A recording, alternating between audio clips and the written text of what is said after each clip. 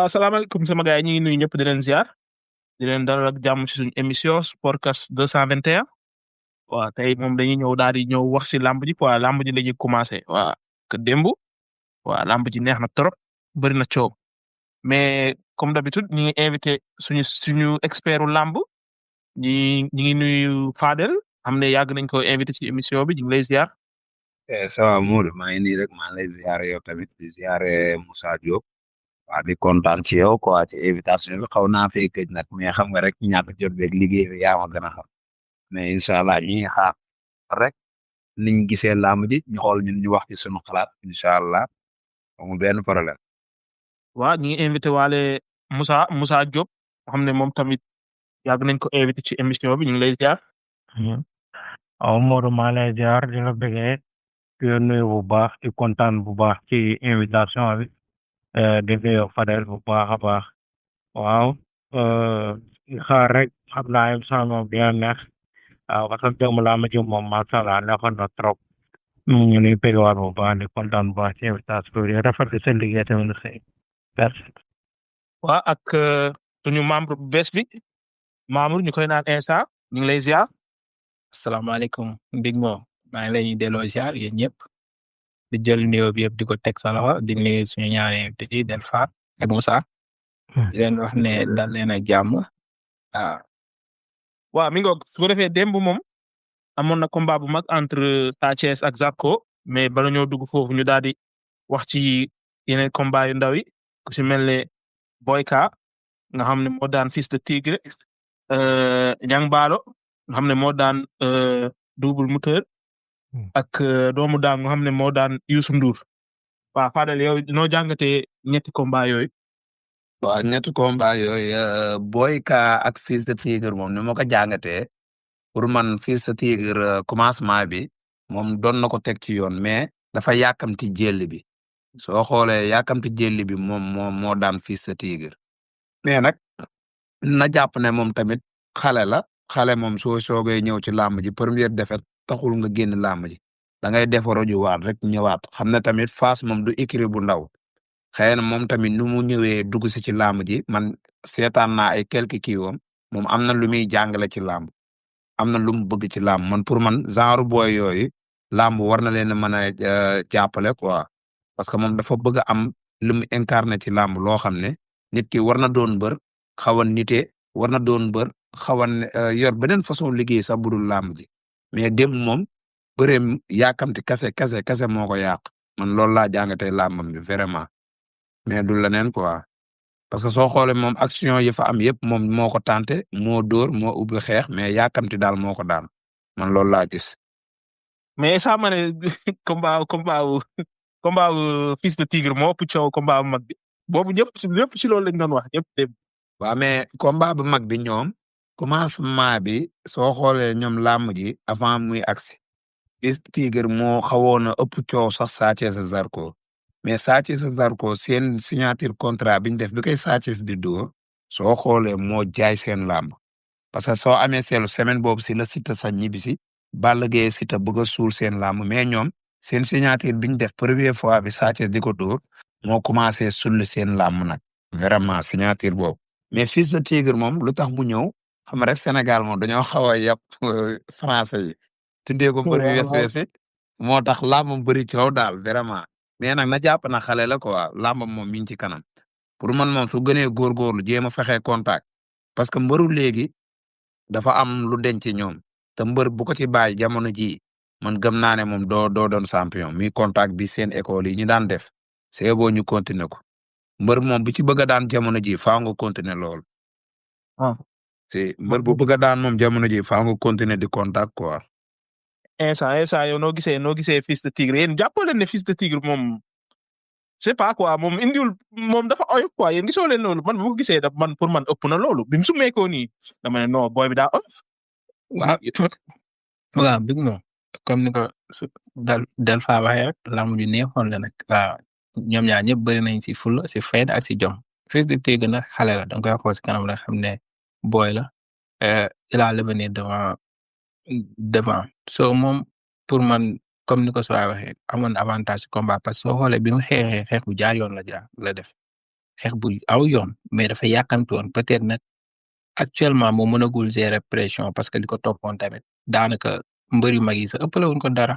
xëy na tamit pression boobu noonu ak tamit bi mu ñëwee ba léegi ñëpp di wax si moom xam naa dafay ñëw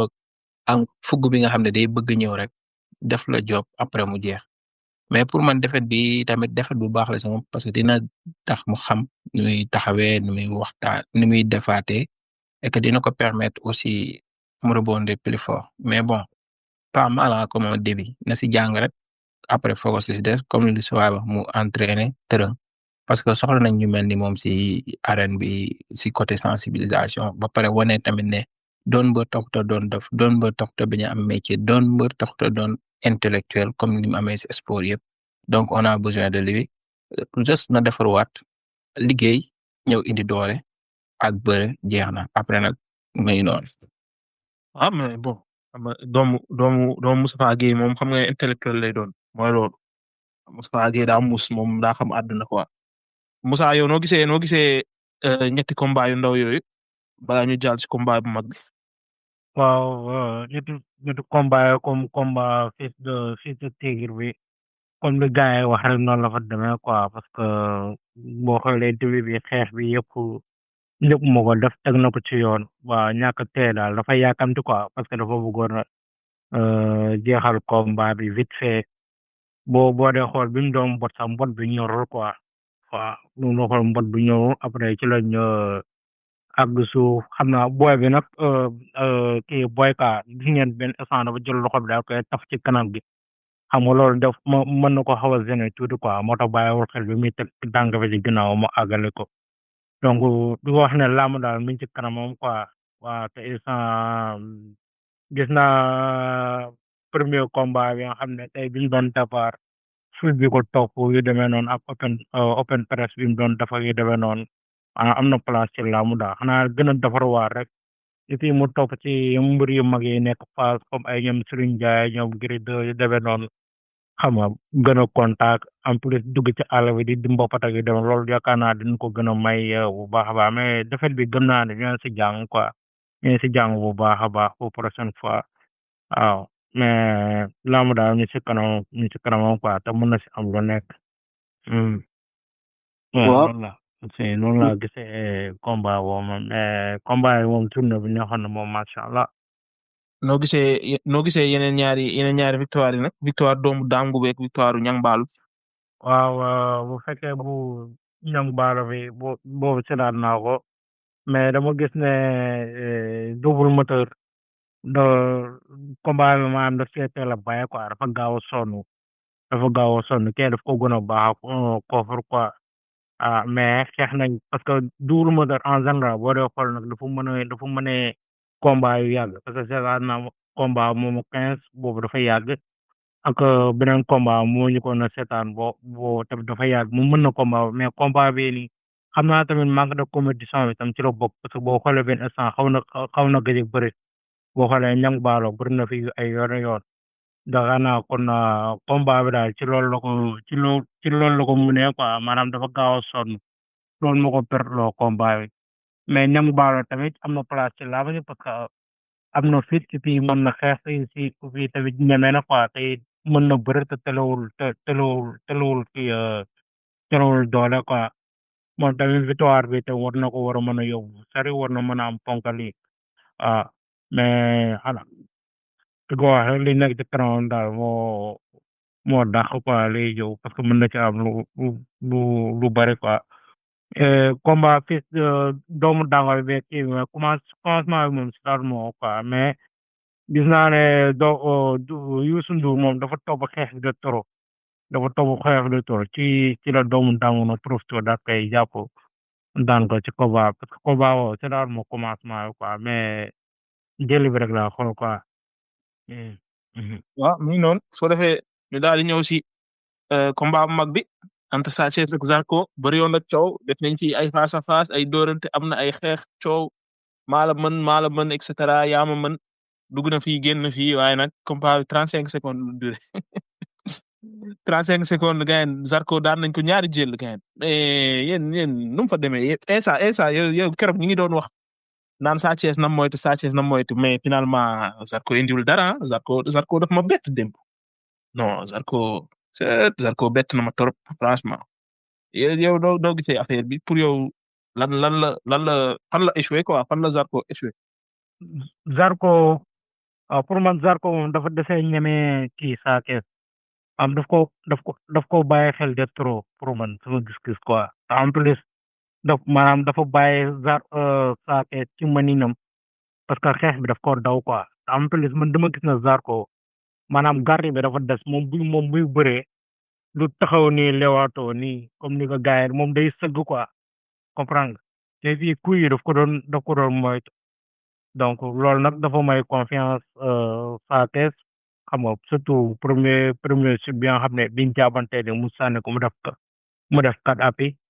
xam nga day jàpp ne parce que en plus boo xoolee combat bi doole daf ci feeñ bu baax a baax te Sa Thiès ni mu ko daanee tamit mel ni nam la parce que boo xoolee noonu la daanee Nes noonu la daanee Lagros mooy téye bu amee ñaari ngëm bopp bi tegee sa ci femme yi nii ci pox daane moom bopp bi day bëri quoi bu la bësee rek xam nga bu weñee rek bu weñaatee rek da ngay tëdd waaw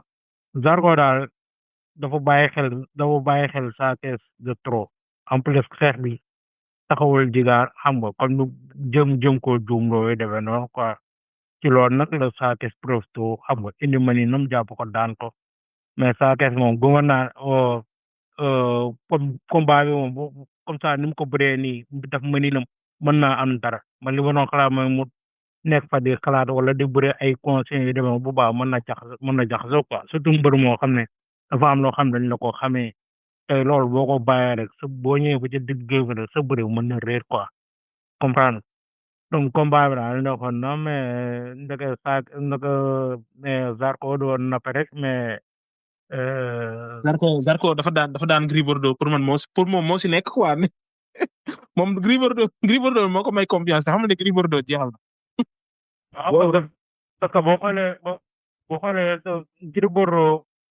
Gris Bordeaux yi muy daanu yëpp ci maanaam kii la ko daane quoi stratégie la ko daane. waaw parce que Gris boo ko surtout lu bu mel ne Gris boo ko dee daan ci suuf rek nga ko mën a daane mooy ay kal boo xoolee Modou Lô bi muy daan Gris ci tànk yi 4 appuis la ko daane Yékini ba muy daan Gris 4 appuis la ko daane maanaam Gris pour nga daan ko pour mu jaaxaat ni xam nga problème la quoi donc xam naa loolu la comprendre moo tax mu kal ko yu demee noonu daan ko mais Zarko daal booy daal la daan jàpp daal dafa leen a ëppoon doole mais bii nag dafa dajeeg moromam quoi dafa dajeeg moromam en plus boo xoolee Zarko moom ak Sa Thiès bi moo ko ëpp doole te maanaam dafa dajeeg koo xam ne moom moo ko mën daal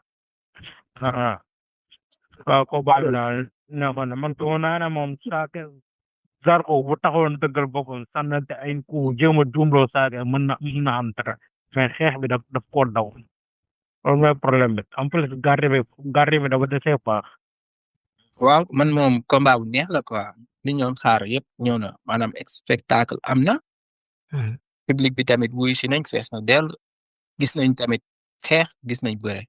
mais comme bi moo ni nga ko waxee woon keroog rek Sa Thiès lépp lu nit ñi di ragal si moom mooy dañ doon ragal ni mu doon signé mu bëree ko parce que ñu bëri loolu lañ yaakaaroon comme fukk bi mu doon daw see énergie bu bëri bi est-ce que du bëree loolu gaañ bi daan ko te ñu bëri soo xoolee Zarko lañ joxoon kii favori man moom 50-50 laa joxe woon quoi parce que ñaari punkal moom suñu daje yaakaar naa ku nekk mën na daan mais soo xoolee Zarko mëninam la ko Sa Thiès jiitu parce que Zarko soo seetaanee boo yëpp signature yi dana noonu grillé ba ñëpp ne Sa Thiès kii Zarko su ñëwee tey day rey ñëw jóolu ak yow jël la daan la ndànk c'est Sa Thiès soo dégloo après combat lu ma wax mooy ça veut dire que moom xamoon na li Zarko di bëre maanaam tànk bi rek lay ñëw jël si parce que Sa Thiès il est très bien si lutte au sol Zarko xeex bi soo xoolee premier coup bi mu dóor Sa Thiès dal na daf ko doon continuer sur la même lancée mais mu ñëw si suuf bi mu ñëwee premier contact da ngay xamee ne doole yi bokkul parce que nit jàpp la rek sànni la comme xob nga ñëw jógaat foofu psychologiquement da ngay xam ne Zarko pare na parce que juste da ngay bëgg a ñëw finir les choses ba pare yaa ngi dute sa xel ndax def nga 4 appuis wala defoo 4 appuis looloo waral non xam na ne def na 4 appuis de def na 4 appuis bien sûr moo la ko gën a xam moo la gën a xam mais te léegi nag loolu da ngay bëgg a profité vite fait jógaat pour sauver l'honneur ñëw indi beneen affaire léegi nag si noonu si la ko suwaay jàppee Sa Thiès mëninam soo xoolee am na 3 combats yoo xam ne nii la ko bëree soo xoolee contre Lac Rose nii la def Lac Rose dafa windeeloo ak moom daan ko soo xoolee Nes tamit nii la windoolee ak moom daan ko moo tax ba mu fa eggee waa ji tamit nii la ko def c'est en plus soo xoolee Sa Thiès ñi ko daan ñëpp mayuñu ko mu jàpp ngemb ba ko kii di daan jàppul ngemb Malick Niang ba ko kii di daan tamit Eumeu Sène jàppul ngemb ba ko Boy Niang di daan jàppul ngemb kon Sa Thiès bu ko may mu jàpp ngemb xam ne Double Less dañoo mën a jàpp ngemb mais c'était intéressant Zarko tamit démérité wul parce que ku tegle 5 victoires jàmbaar na defar waat ñëwaat et que am na yeneen combat yu bëri yu koy xaar Sa Thiès tamit préparé pour le futur xam ne kenn doot ko may yenn heure yi et doit se préparer parce que dem li ko topp rek war na tax moom yu bëree bëri mu éviter ko suy bëree mu dal bàyyi xel ne géejawaay bi yëpp dafa nekk sama bu dul géejawaay sax Sénégal ñu bëri dañ ko bëgg ndax yaram dalam so loolu tamit war na si bàyyi xel mu gën a liggéeyaat parce que moom sa reconnaître na forme bi mu indi baaxul comme moo ko reconnaître boppam nag na ko dem jëli ñëw waaw. mais Zarko chaque jour nii quoi heure bu de waree def dernier pas pour dem si cour de grand day kii quoi day échec quoi Fadel yow noo gisee affaire bi Zarko sonaloon leen sonaloon na leen de Zarko wax ji gayen waaw Zarko moom vraiment dafa nekk bër boo xam ne moom képp ku ko am di nga sonn quoi ci côté yëpp mais tey jii nii làmb dafa am nu muy doxee tax sénégalais dafa xaw a gaaw a fàtte quoi ñoom sport niñ ko bëgg a dundee fàtte lu dañ koy xaw a def parce que Zarko tey jii nii man ba ma koy soog a xam boobu mi ngi nekk Rock Énergie man su ma daan gis muy bëree lu ci ëpp moom ci bëreem jaay doole la daan ëpp lu mu daan def daal dooleem lay utiliser ma seetaan ko contre Gouye Gui Iba Mar Diop ma xam ne moom Gouye Gui ci doole la ko fekk daam moo ma Siteu Demba Diop ma seetaan leen Siteu da koo gënoon a muus tuuti moo tax mu daan léegi ba ma gisee Zarko jugewaat Espagne ñëw commencé di bëre di nax booy yi di leen nax di leen daan laa xawoon a xel ñaar tuuti ci diggante moom a Sa Thiès parce que Sa Thiès dafa nekk mbër boo xam ne kenn du wax munul bëre kenn du wax amul doole xam nga man Sa Thiès forme bu mu mën a yor man xam naa ne tamit moom na yaramam lu mu ci bëgg a def dina ko ci def mais ëppalam ak nu muy ñëwee ak Zarko bi ma gisaat mu ñëw loolu rek laa tiitoon ci combat bi mais ba ma gisee arbitre bi soufflé xam nga Sa Thiès xaw a téye boppam laa xam ne nag gan gi dina xaw a am problème quoi parce que Sa Thiès mbër la boo xam ne jàppal ma jàpp moom man gisuma làmb ji moom ko ci dàq parce que tey jii nii ku rëcc ci rëg-rëg def la maninam sax la ba nga jeex tàkk nga rëcc ci kooku ay Zarko bëre Zarko man koo ma ne dina la jaaxal moo tax chaque jour sama gars yi dinaa leen ko wax fi ma ne leen gisoo Franc mi sax Sa Thiès mën na ko indi problème su nekkee su teeyee parce que Sa Thiès mbër boobu la moom dafa moom a Balla Gaye ñoo yem ñoom suñu tasantee ay bërekat dañuy kontaan mais suñu tasantee ku téye boppam dañuy dof duñ def dara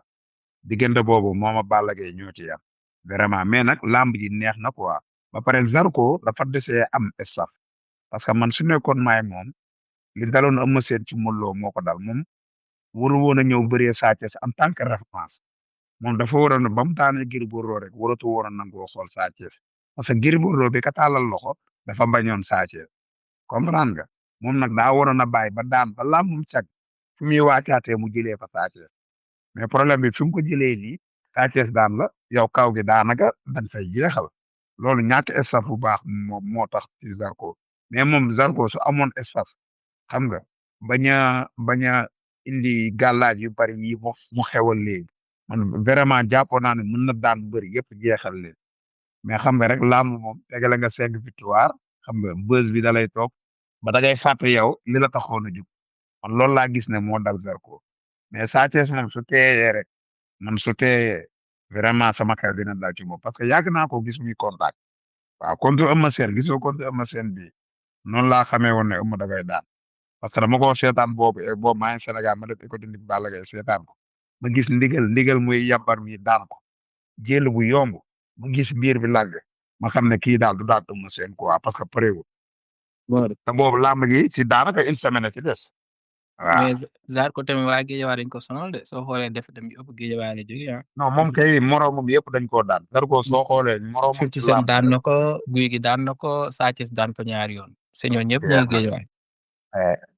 ñoom problème bi mooy géejewaay yàlla dafa am ñoom lim leen may quoi ñoom côté bëre dañ koo mën waaw ñoom lan lañ mënut mooy entraînement mooy li nga xam ne moo tax mbër doon mbër ñoom looloo nekk seen jikko muy ñàkk entraîné mais ñoom bëre dañ koo mën parce que ñoom écurie yi fa nekk soo xooloon pas yi fa nekkoon yëpp ñoom contact chaque ngoon ngay def ay père Balla yii nii soo daan def école technique Balla Gaye par groupe gars yi dañuy contact ba timis mais léegi nag loolu lañ bàyyi vraiment looloo tax nag ñoom ñu mën bëre soo xoolee Youssou Ndour démb su bëree woon a doomu daangu da koy daan mais dafa topp xeexi ba doomu daangu nax ko daan ko waaw loolu daal laa gisee làmb ji mujj moom mais neex na trop vraiment. ah léegi nag Zarko nag fu muy dem Zarko kat occasion bii la amoon pour yéeg. léegi nag waaw léegi Zarko moom leen la mën a xaar ci li ma gis day xaar Eumeu Sène a fara tàqali ko rek su Eumeu amee defet mu jël fa Eumeu Sène man loolu laa gis sinon laa moom day tëju. mais Zarko su nekkee Sa Thiès la su nekkee Sa Thiès la moom Zarko. Fils de Balla combat la ñoom ñaar comme temps yëpp ñu woon ci polémique. waaw léegi Zarko man góoma ne mën na jël Fils de Balla nag en tant que faj mais man góoma ne su nekkoon maay moom man du ma laal Fils de Balla damay xaar Eumeu Sène Franc ba pare parce que Eumeu Sène su daanoo foofu mën na tàllal loxo Zarko parce que boobaa boobu moo yëpp avantage mais su demaatee si Fils de Balla ñam na ko ba pare te nee nañ ku la yab ku la ñam mën na laa yab parce que ñoo ñaar am na fu jaar ci géej contact Fils de Balla forfom benn carte at moo lay wan ne Zarko bëre bi des na ko waaw. donc kay jour boobu Fils de Balla ka daan. mais leer fa na loo ko yebee ba léegi nag. loo ko yebee ba léegi. waaw xaalis lay wër quoi. Zarko utul carrière de. Zarko kay xaalis lay wër. yoonu xaalisam mënoon naa gën a leer nag ni mu koy utee moom mi ngi wër xaalis mais ni mu koy utee baaxul parce que man mënuma gëm bër ngay daan di jël ay avance yoo xam ne amul njariñ parce que fi mu toll nii bu leen fàtte moom a bébé jéen avance am mi ngi ci moom ak am Jamaïcain nee na da koy bëreel loolay problème bi te yooyu nooy daane ay Ada Fass di jël ay bébé jéen pour mu teg loolu. moo tax Zarko moom mënoo comprendre xamoo day xaalis man xoo ma. Zarko dafa amul entourage amul conseil amul kuy wax ak moom moo tax muy dem ci MMA bi di génne ay paas. amul ku koy xelal en fait. loolu xamul avance jàmbur ngay jël nu neexee sans mu jaar ci ménagère du waxaale combat looloo tax Zarko moom ay mbiram ma téye quoi man moom ay mbiri Zarko dama téye mais su nekkoon maa moom jamono ji damay xaar Eumeu Sène Franc. combat moom Bébé Diène loolu problème boobu moo ko indoon parce que dafa jaar doon waxaana combat. waaw gëm naa ne la ndegeer mii am na nu mu koy tëkkoo rek ñoo ñaar mën nañoo taxaw parce que la ndegeer gars yi bëgguñu. si gars yi bëgguñu la tege moom. Zarko moom na nga fay rek soo fayee rek mu dem. soo fayee mu dem pour man daal moo jéem a tëkku la ndegeer xam nu mu koy tëkkoo mën na koo am. sinon naxaar Eumeu Sène Zarko mais sinon su fi jëlaatee booy ay Fils de Balla dañ koy daan de parce que Zarko daa ko bëre Fils de Balla. daa ko bëre de moom daa ko bëre Fils de Balla dafa mën bëre daa ko bëre de. non Fils de Balla dafa am doole de te moom mbërum ngemb la quoi moom bu. waaw mbërum ngemb la day jàpp jeex na yow xam nga Fils de Balla. waaw day jàpp moo tax moom daal li ma koy digal moom naxaar Eumeu Sène Franc bu mu foqale su ko mënul am na tëkku la dëgër su demee ne ba mun leen a am su ko neexee mu tourné waat ci booy mais su doom loo moom ba jël fu booy moom laa moom day yàqu. waaw instant bi kay saa xam naa ci booy rek la jëm côté Liss Ndiago côté yooyu noonu. waaw côté yooyu daal la jëm moom. si xam nga loolu laa yaakaar quoi. wala mu xaar Liss Ndiago Ada Fass su ko Liss daanee mu jéem a jël Liss. waaw nekk loolu làmb la quoi. waaw ay fokala ay comme genre ñaa bu ndaw yi nii genre yooyu daal. si waaw. loolu daal moo fi nekk moom sinon moom mooy loolu. Sa Thiès moom fi mu toll nii làmbam daal ubbeeku na parce que tamit nit ki mënoo bëree sa morom yëpp ba jeexal. Sa Thiès suñ ko daanoon démb pare na si ah. non day pare booy day bëri. non boobaa day métti. su boobaa day métti moom de. su boobaa sax booy lay bëri làmbam day yàqu. làmb moom yoon la parce que làmb. démb kay da ngay gis ne kii daa ñëw ànd ak focus. waaw mais attends Fadal. man Sa Thiès ni ma ko gisee nii instant bi keroog dégg naa ko mu communiqué ni ma ko gisee nii moom dafa bëgg a jël maanaam comme yoon bi comme li Ama Baldé waxoon quoi maanaam man li ma war a def sama carrière yëpp def naa presque def naa 14 ans de carrière damay ubbiwaat beneen phase maanaam tey moom nee na tey kuñ ko booleel buñ ko fayee lu ko jaral mu nee na ñaaroo Modou Lo waaw mais loolu mais bu loolu amee mu wax Modou Lo noonu tamit day jël si si loolu mu wax noonu ne xoolal loolu mu wax noonu stratégie làmb la rek tey jii nii bugul joxuñu Modou Lo carrément comprendre nga làmb soo bëggee mbër bu nangoo tudd turam mais man Sa Thiès sa Modou Lo man xam naa ne dina taxaw su taxawul sax ba pare su man taxawul gëmuma sax ba pare ne waaw parce que Sa Thiès soo gisee ni mu communiqué baax na mais bu ko Modou Lo tardeel ci benn côté mooy Modou Lo su parewul pour bëre na dem xooli beneen mbër parce que làmb léegi jamono ji làmb léegi nekkatul ay daan parce que tey jii nii Sa Thiès soo xoolee ay moroomam daan na yëpp ci Boy Niang ak Malick Niang rek la essayé te soo xoolee Boy Niang moom dafa daan moroomam yëpp soo koy yëg ci kaw comprendre nga Sa Thiès fi mu toll nii su nekkee ci suuf amoo koo koy jox su nekkee ci kaw ñaari mbër fi des muy Tapha Tine ak Modou Lo léegi nag su nekkee ne moom su nekkoon man lu ma koy conseil mooy na viser ci Modou Lo su ko Modou Lo nangee tardeel nag na dem jëli Tapha Tine parce que lamb foofu la toll léegi waaw mais lamb moom foofu la toll quoi. mais Modou Lo ñoom ñaar ñëpp góob ne dinañ ko jël parce que da ngay calculer ne Balla xam nga Tapha Tine dafa jugee kër ñoom kër Double Less bëre fa ak Balla Gaye xam nga moom la mujjee bëre est-ce que tey dina nangoo bëre waat ak Sa Thiès Modou Lo góob ne waaw moom xam nga moom bañ ko njëkkee wax avance Sa Thiès moom dañ ne bëgg ko woon quoi comprendre nga boobu dëgg la mi ngi ci ay kii yoom parce que tey jii nii mënoo daan Eumeu Sène daan Sa Thiès nga ñëw bëgg a jël Sa Thiès mais tey jii nii xam nga Zarko moom daan na Gris Bordeaux daan bu mu daan Gris Bordeaux rek loolu boole na ko ci kaw kon nag Sa Thiès su ñëwee daan Zarko kon tey jii nii Sa Thiès te bëre naa Eumeu Sène du yàgg kon Modou Lo ak Tapha Tine rek ñoo ci des parce que Sa Thiès du bëreel Ama Baldé Sa Thiès daan na Siteu Sa Thiès du bëree Balla Gaye maga Sa Thiès Boy Niang daan na ko comprendre nga kon Modou Lo ak Tapha Tine rek ci des ci ñu mu war a bëree ñaar ñooñu dong ci des sinon day xaar Siteu kon su daanee Balla Gaye mu jël foofu revanche am Siteu ak Sa Thiès mën na nekk. wala mu xaar parce que tey jii nii waaw wala mu xaar Franc ak Eumeu Sène tamit mën na faa xaar Franc waaw. mais fi mu toll nii moom làmb moom ñaar ñii la ko mën a booleel bu njëkk Modou Lo la war a doon deuxième fu plan B bi nekk Tapha Tine Modou Lo su ko nanga bëggee tardel nag na jël Tapha Tine. mais Fadel Modou Lo Tapha Tine ñaar ñooñu ngay tudd nag gëm naa ne ñoom ñaar ñooy bëri. waaw man góomu ko nag xam nga lu ko góomu ñu ñaar ñu gaaw a bëri. parce que làmb léegi business la te sponsor yi daa am làmb yu ñuy tànn. dëgg la. loolooy problème bi tey jii Sa Thiès sa Modou Lo li ci sponsor mën a gagné li ci gars yi mën a gagné mënoo koo gagné ci Tapha Tine ak Modou Lo dëgg la. waaw parce que Tapha Tine nitu keese la. Modou Lo su fekkee Modou Lo bëggul jël Sa Thiès nag léegi nu ñuy def. non Sa Thiès moom Modou Lo dina bëre kii parce que moom moo laajoon Sa Thiès moom moo waxoon ne bëgg na bëre. moo waxoon ne moom yaakaar naa ne kon du ko bañ quoi. et que làmb boo xam ne nii bu ñëpp di xaar la parce que ñoom ñaar soo xoolee ñoo tolloo si taxawaay léegi nag. ñoom tamit ñoom ñaar ñëpp mën a bëre combat bu neex lay doon waaw sportivement. ba pare tamit ba kii nii Sa Thiès moom war na mën a xaar tamit Boy Niang su ak Reug Reug suñ bëree ba pare su nekkee Boy Niang daan na mu jëri revanche am si Boy Niang parce que combat bu def neex la. Boy Niang loolu moom loolu tamit mën na nekk mais laamu moom fi mu toll nii laamu du gën a neex daal ci li ma gis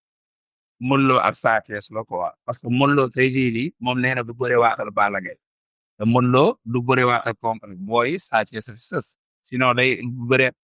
avance wala mu dem jëli Tapha Tine te Modou Lo moom ci li ma yaakaar Modou Lo gomu de moom Tapha Tine dinañ gaaw a bëre. Modou Lo est-ce que bëgg na Tapha Tine parce que boobu ba léegi ñu koy proposé mu ne du bëre. man sama gis-gis. Modou Lo ak Modou Lo Sa Thiès sax Modou Lo Sa Thiès mooy coow laamu jamono ji. man sama gis-gis Modou Lo Tapha Tine la gën a sa la maanaam buñ ko tegal ko Sa Thiès tegal ko Tapha Tine pour man Tapha Tine lay jël bàyyi fi Sa Thiès.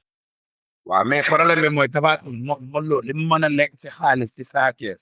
promoteur bi li mu fa mën a gagné. mënu koo gagné Tapha Tine. waaw man foofu laa. Tapha Tine promoteur du risqué di fay muloo xaalis bu bari te su boobaa Tapha Tine dina waat xaalis te jamono ji làmb moom nit génneel la 250 millions wala 300 millions di la ko tegal ci ñaari làmb Tapha Tine ak Modou Lo wala Modou Lo Sa Thiès gars yi ci Modou Lo Sa Thiès lañ koy teg parce que ñaar ñi soo xoolee Modou Lo Sa Thiès dañoo tolloo nit seen taxawaay seen bind li koy Sa Thiès di ëppee bëriwul te xaw nañoo nduroo bëri kon làmb ji nekk lay doon làmb jooju. c'est ça de c'est soo xoolee démb damay gis ne promoteur bi su génnul tamit jege na ko parce que stade bi fees na dell te soo xoolee ñëpp a jënd seen ci pay-per-view yi ku nekk soo xoolee 15 € ku nekk Europe bi ñëpp jënd Amérique jënd waa Asie jënd waa Sénégal jënd 6 000 mais su nekkee am na yenn combat yoo xam pas pour leur manquer de respect mais ay combat la de guerre Tapha Tine yàlla mayu leen bayre boobu noonu quoi sama genre bi ñu jaral soog bàyyi seen waaw mais Tapha Tine luñ ko ñaa yàlla mbañ a may Issa rek ci bëri Modou Lo na jar gis nga boo xoolee ñoom Baye ni ñuy tëggee combat ñoom dafa am stratégie bi ñuy teg quoi dañuy xool gox bu nekk booy yi fay mobiliser ñu jël fa ñaar tey boo xoolee ñun suñ côté ñun dëkk boo xoolee am na ñaari booy Kirikou fa la dëkk Baba Jaxal fa la dëkk xam nga ñoom dañuy mobiliser. mbooloo waaw dëgg la. comprendre nga. tey boo xoolee Grand Yoff jël nañ fa Baare ak Zarko. comprendre nga Guédiawaye Sa Thiès doon na fa bëri ak Youssou comprendre nga lu lay expliquer. comprendre naa kay li nga wax lu leer la. voilà ñoom. parce que léegi soo xoolee booy ñooy mobiliser stade bi yëpp. parce que maa ngi gis fils de Mbengue xaw ma mu jënd. ñoom millions. gis nga mbër yi dafa am public dafa am ñoo xam ne dañoo am benn public boo xam ne tey ñoom bu ñu leen waxoon 15 heures la ñuy sëgg bëri sax ñoom dañuy ñëw surtout que tey Cambérène foofu noonu ñam baale gis nga ful bi mu génnee. non d'accord naa. voilà merci ñoom stratégie boobu la man seetlu naa seen sama émission wala pas moo doon def ak mu biñ ma doon naa expliquer lu mel noonu quoi ñoom boo xoolee seen dernier combat yi yëpp ñoom stratégie boobu la ñuy teg gox bu ne dañ fay jël ñaar quoi loolu mooy tax kii bi quoi stade bi du mel noonu. non leer la. voilà noonu la demee quoi. mais kii Balla ak Siteu nag Fadel Balla mi ngi entraîné wala entraîné wu Balla nëbbatu na de Balla bi muy bëree Tapha Tine gars yi ñëpp a gisoon forme bi waaye es bi moom affaire yaa ngi bëgg a luus nag. waaw xam nga Balla Gaye Siteu moom nag da ciy yaawal man ni ma koy jàngatee lenn la Siteu moom gëm naa ne su taxawee bëre mooy avantage am daaw bi pour man parce que tey jii li man Siteu su ma ko indi woon muy bëree Balla Gaye dafa naan ko bëreel bi Boy Niang bëree Balla Gaye mooy lan fexeel nga jàppante Balla Gaye su defee benn action rëccal si loolu nga jéem a tànn sa action parce que Siteu mooy gën a oyof Balla Gaye comprendre nga mais moom su bëggee bëree Balla Gaye ay arrière kon noonu mu tegal ñun mun loo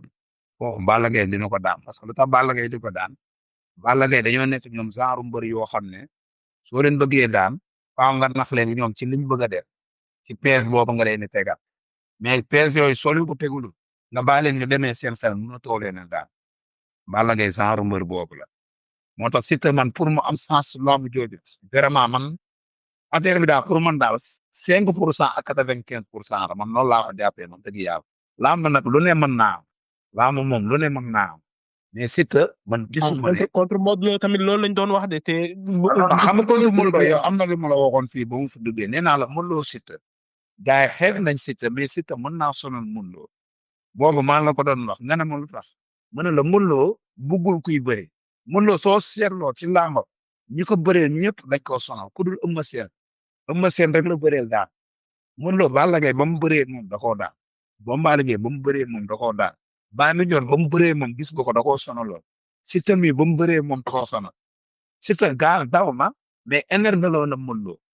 parce que foofu mi doon na bëree Modou Lo su bëggee dóor dina dóor su bëggee daw su paree su bëggee jàppante dina jàppante Modou Lo ci ñeme boobu mu ko ñeme moo sonal Modou Lo mbër boobu la Modou Lo mbër bu ko ñeme di ko sonal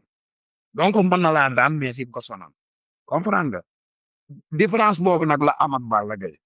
Balla Gaye su ko Siteu bëggee daan Siteu day def stratégie bu boo ñaate ko mooy lan tànkam bi da ngay teg du fas yéenewul arrière Balla Gaye su Balla Gaye day ñëw fa su ñëwee arrière yow tuuti bàyyi ko moom mu def action nga àndale ko Eumeu Sène ba mu ko bëggee daan noonu la ko def Boy Niang ba mu ko bëggee daan noonu la ko def waaye Balla Gaye képp ku ko bàyyee xelam mu diriger la dalay daan ak koo mën a doon soo ko bàyyee xelam moom bu diriger la dalay daan parce que moom mbër boobu la quoi waaw man moo tax laamu Siteu ak Balla Gaye moom man li ma la koy wax rek avantage Siteu daal man waaw mais loolu laa lay yàgg wax Balla suñ ko defee favori moom day relax du daan xam nga moom Tapha Tine ñëpp dañoo ne woon Tapha Tine tey Balla Gaye tey mu dee Tapha Tine ni mu toll waa da koy rey nangam sangam Balla yooyu koy motiver mais genre combat yi nga xam ne ñëpp nee nañ Balla day daan Balla day ñëw. Modou doguma la de mais Balla Gaye laa mujj Siteu da ko cee teel a dugal xamoo ne Siteu communiqué bi muy communiqué Balla Gaye loolu moo neex supporteru Balla Gaye mais ñi fi bari dañoo yaakaar ne ay manque de respect la parce que ñun ki ñu yor xam nañ ko ku ñu yor xam lan lay bañ nga raay moom heure boo ko raayee rek yaa ngi koy tegal yaa ngi koy dugal ci rigo mais heure boo ko xasee par force day entraîner moo tax Siteu ñun dañ koy sax doog a gërëm moom nag defe na ne li muy wax Balla Gaye yëpp mi ngi metti gan gi mais xamut ne gan gi looloo koy yokk jóg parce que gan gi moo mel noonu Balla Gaye jit la boo xam ne loo ko wax da koy téye ci xolam contre Boy Niang gis nga ko Boy Niang dafa woon nax da koo seetal ba mu seet mu soog koo wan yoon bi diggante bi muy pare xëy loolu la ko rek yàgg Bombardier daa xam ne kii mi ngi roi des arènes mu indi stratégie. jeex mën a xaar Balla Gaye loolu lay bañ Balla Gaye moom loolu lay bañ mais bis boo ko xasee Balla Gaye moom ñii lay entraîner prix entraîner mu mënuloo parce que xam na diggante géej waaye paasal xam na Siteu mii xas yi mu koy xas dina tax gan gi gën a liggéey moo tax Siteu moo tax mën na la avantage am ci lamb jooju bëriwul léegi nag la mën a def daw ba lamb ji jeex rek 5 avertissement ñu jox Balla Gaye Balla moom mais heure bu mayee Balla Gaye xalaat du ko daan Balla moom mënoo ko daw Balla moom da nga koy daan wala mu daan la rek. mu daan la mais Siteu ni muy bëree dafa yomb day dem ba ci saako yëpp taxaw fa moom sañ-sañ lay bëree quoi Balla sañ-sañ lay bëree xam nga moom boog tak gars yi nekk si classe Boy Niang gi nekk di kal keneen di xool fala lay jaaral yi demee noonu moom day indi lem am xamoo lu mu am jël sañ-sañ lay bëree quoi. mais man moom lamb jooju pour man su nekkoon plan sport rek sport. war lamb boolewu leen quoi pour man. te soo xoolee combat palmarès ñaari lutteurs yëpp ça pèse pas quoi. Siteu moo gën a ne si âge sax soo xoolee âge ñoom ñaar ñoo magante wuñu lu bëri ci 86 la kii 88 so même génération bi la kon amul nit ñi mënuñu wax mag ak rak beneen bi nga ñëw si palmarès Siteu mi ngi am lu toll ni 12 victoires la am 12 victoires xam nga loolu bëriwul am na 6 défaites te 6 défaites yi soo xoolee Mame Balla boobu école de lutte Balla Gaye moo ko daan Boy Sey daan ko Sa Thiès daan ko Gouye Gui daan ko Modou Lo daan ko kii tamit daan ko Lac de Guiers muy 6 défaites xam nga kon kooku lim kii bëriwul pourcentage de réussite am 68% suñ ko calculer environ loolu lay nekk quoi pourcentage de réussite 68 à 58% yooyu noonu si kii am de réussite nga ñëw si Balla Gaye moom at least bëri na 29 combats si li nga xam ne xaw naa ko jàpp am si 23 victoires si 6 défaites te 6 défaites yi soo xool Eumeu Sène moo ko daan ñaari yoon Bombardier daan ko ñaari yoon ak Issa Pouye waaw loolu ak Issa Pouye Boy Niang te Balla Gaye combat yi muy ñëw bëri yëpp day ñëw teg bakkan daan na wala mu daan technique day am xeex day am mais Siteu ñun yiñ mujjee seetaan yëpp day ñëw du bëre du xeex après nag dem njëkkante yow si plateau yi toog réclamer victoire pour man loolu am na daal lu mu war a liggéeyaat pour man dañ ko yóbbu niveau boo xam eggagu fa mais. moom parce que day indi panse day. waaw loolu la quoi loolu la. mais su nekkoon kii rek normalement comme booy yëpp tey jii ay booy kii lay bëreel comme ñoom Ada Fass genre yooyu noonu quoi mais moom popularité moo ko may chance loolu tax ma gis ne lamb jooju su nekkee Balla Gaye physiquement am na indi na 68% déggal indi na 70% si physique am rek lamb yu diir rek dina ko humilier ba pare soog ko daan sama xalaat la nag quoi. pour man de moom loolu du combat moom même moo Modou Lo du combat mais comme ni ngeen ko waxee sànq rek lamb léegi business la ñi indi xaalis bi lañuy wër naaru Zarko yi xam nga naaru Siteu yi daa yooyu lañuy wër de lu leer laa wax loolu la fa demee Siteu mun naa la parce que moom day neexal lamb quoi day wax day indi supporter c'est chaque jour xoolal tam indi la ay magu loole ay kii wax yu expression yu xoromu lay indi quoi sa gars yi tamit dañu bëgg loolu quoi loolu tamit day neexal affaire yi. mais Siteu moom naa la wax benn affaire Siteu moom bu arbitre bi moom ca saako yooyu la jëm moom kooku moom du taxaw du fa taxaw naan day xaar day xaar bala yu kaw wala day dox ci kaw bala loolu moom koy xaar ci Siteu moom bàyyi ba boo nga bañ a jee bee naa na ngay dem essence waaw. waaw mais Balla du la may loolu Balla da nga koy daan wala mu daan la rek. non Balla moom bu arbitre pour moom ci kaw Siteu la jëm loolu moom kenn waxaana ko Balla moom bu arbitre pour ci kaw Siteu la jëm te Siteu man góobo ni moom dina bu Balla jëmee ci kaw dina ko taxaw naa na koy xaar yooyu demee ni mu bëri woon ak Modou Lo loolu rek la fay répété waaw. te mais am nañ Siteu yeneen ñaari combat tamit. te am damay nañ ña ah. ma ne damay ragal la comme ni mu defoon bële passé maanaam Balla Modou Lo ni mu defoon bële passé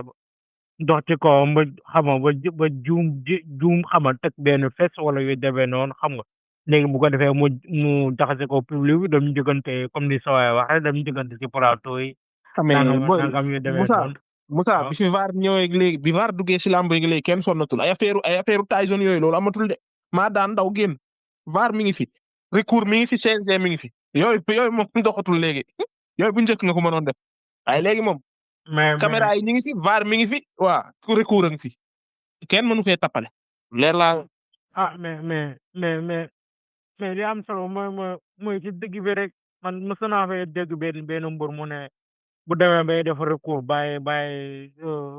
xam nga jëru muy def ay recours yu demee noonu parce que da war def fulla ak fayda comprendre nga wane li ngay def sa fulla mais daw ci saako yi xam nga ñëw am benn fes ñëw fii njëkkante ay recours ay yu kenn xamu xam nga man wax dëgg yàlla man yooyu moom mooy loolu quoi bañu ma noonu ñu koy def quoi mais mbër man jàpp naa ne war ngaa war a mën a dëggal sa bopp boo entraîné gëm li nga liggéey boo ñëwee dëggal sa bopp xam nga def fulla def fayda boo dee daan bu la dee daan mais di la ngaa ma ci ay fes ak ay kat appuis yu demee noonu Siteu moom wax dëgg yàlla bu fekkee loolu la xam war naa war a mën a rus loolu franchement. non Siteu kay saa yi man kay li may su fekkee Siteu daanaka def comme ni muy def chaque jour moom yàlla nañ ko daan bu leer naa ñi nga xam ne après nag dootu fi am combat bu mag. saa lii kay man maa la ko wax bul sax son Siteu du taxaw fu lay nekk di wër ba masa nii wala ñu njëkkati loxo Balla Gaye jox ko victoire mu dem njëkkante ci plateau yi naan sama njàmbaar laa sama yaay lii. Siteu daa nit ñi gën mais am nañ yeneen ñaari combat de am nañ le 29 juin bi Niang bu Ndaw ama neex le 13 juillet am nañ kii Diop 2 ak kii Tapha Mbeur ah yow koo jox favori si ñaari combat yooyu. ñaari combat ama neex ak kële ama neex ak Niang bu Ndaw waaw man combat bi mënoon jox favori mën naa ne ama neex laa koy jox parce que ama neex boo xoolee moom bëre bi mu bëre dafa assuré quoi te moom kenn mënul calculer ne moom lan lay bëre quoi te moom dafa gaaw yaramam daf ko moom quoi comprendre parce que boo xoolee combat yi mu bëre mooy bi mu bëre ab Bébé Diène vite fait la bi mu bëre ak ki nga xam ne moom Caatu Daawda Fall gis nga action bi ak ni mu fa demee yooyu yëpp comprendre te Niang bu Ndaw tamit gis naa ne combat bi tamit dama gis ne dafa jël masse de trop man nag yàgguma ko seetaan quoi seetaan naa ay benn combat vidéo noonu parce que dafa naa xaw naa ko di bëre nag mais amoon na maanaam moom li muy bëre moom nga mënul comprendre da nga naan fër muy jàppale fekk yaa ngi ci suuf quoi kon Niang bu Ndaw na def très attention parce que moom da suma juumul ci defar la jóge te warul daanuwaat te boo xoolee bu génnee géej waaye yëpp ay jug topp ko te xale bu ndaw la voilà quoi man daal combat boobu noonu laa ko gisee quoi que le meilleur gagne. Diop 2 Tapha Mbeur attention Tapha Mbeur dafa mën dóor de te dafa mën kor tamit te moom droitier bi tamit dafa am force de frappe quoi voilà mais Diop 2 tamit moom tamit njool la quoi moom tamit gis naa ne moom tamit am na loo xam ne forum la mooy jàpp la daw takk la loolu moom gëm naa ne bu ko defee moom dina am dara quoi parce que Tapha Mbeur tamit aussi tamit telewul bëre en plus day jàpp ngembu nday mbot aussi voilà mais kon ñaari combat yëpp daal combat yu neex la xanaa di ñaanal suñu bërëm rek yàlla may ko ndam incha allah mais vrai que nag Tapha Mbeur yéene wu ma ko defar quoi parce que xam nga rek gars yi traverse ak yu demee noonu. man moom combat ñaabu ndaw bi ak kii ama neex combat tam bu neex la mais man kii laa jox favori ama ne kii nii ñaabu ndaw parce que ñaabu ndaw il est très physique ba pare soo xoolee dafa ñeme entraînement mën na bëre tamit trop. defam te bu mujj bi da doon bëre ku mu xamul muy Zarko parce que Zarko soo xoolee signature bi da kaa xëtër ba booy bi ñëwee fukk mu nax ko ndànk jël tànk bi comme ni mu bëggoon def Sa Thiès daan ko boobu ba pare mu jógee si ay blessures ay tolof mais man moom laa jox favori maa nga jox 70% que dama jox ko di des quoi mais ama neex tamit ku naqaree bëree la parce que moom dafa technique et que moom day jouer ak yow fi nga koy xaar doo ko fekk day mel ni ku la ragal ca ragaloo ku weddi laaj ama neex ku weddi laaj kii ku weddi laaj Boy Niang maanaam moom doo xam lu muy moo ko njëkk a jox defet doo xam lu muy indi quoi. te su la jàppee rek jeex na moom su la jàppee moom waxatuñ ko noonu la def caat Daouda Fall mu rëcc te beneen combat moom 50-50 ndax ñoom ñaar ñëpp ay jàmbaar lañ ñaar ñi mën bëre lañ mais Tapha Mbeur man combat bu mujj bi mu mujjee seetaan moom ak Siteu bu Ngor dama gis benn mbër boo xam ne nii dafa am xaw a ñàkk repère comme ni mu meroon quoi si dóor yi et tout gaaw bi fee man gisatuma ko quoi xaw ma li ko daloon au passé la xaw ma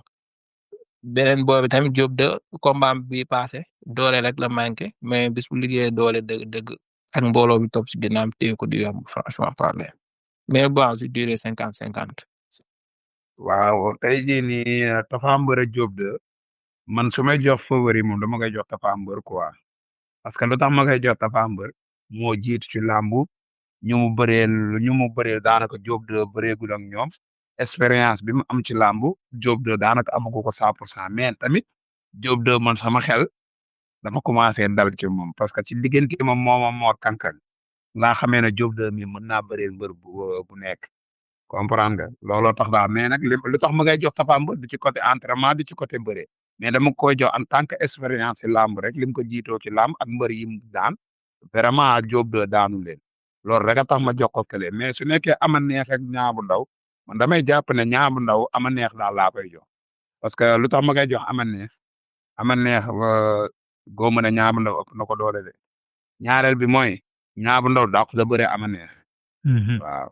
man moo tax ma bëgg koo jox kii parce que ñaabu ndaw nangul naa entraînement mais mbër moom li ma waxoon commencement bi rek fii mbër bu ci bëgg a daan sa morom pour mu facile demal nga contact ji. merci ñaabu ndaw nag li muy dem contact bëriwul lu ci ëpp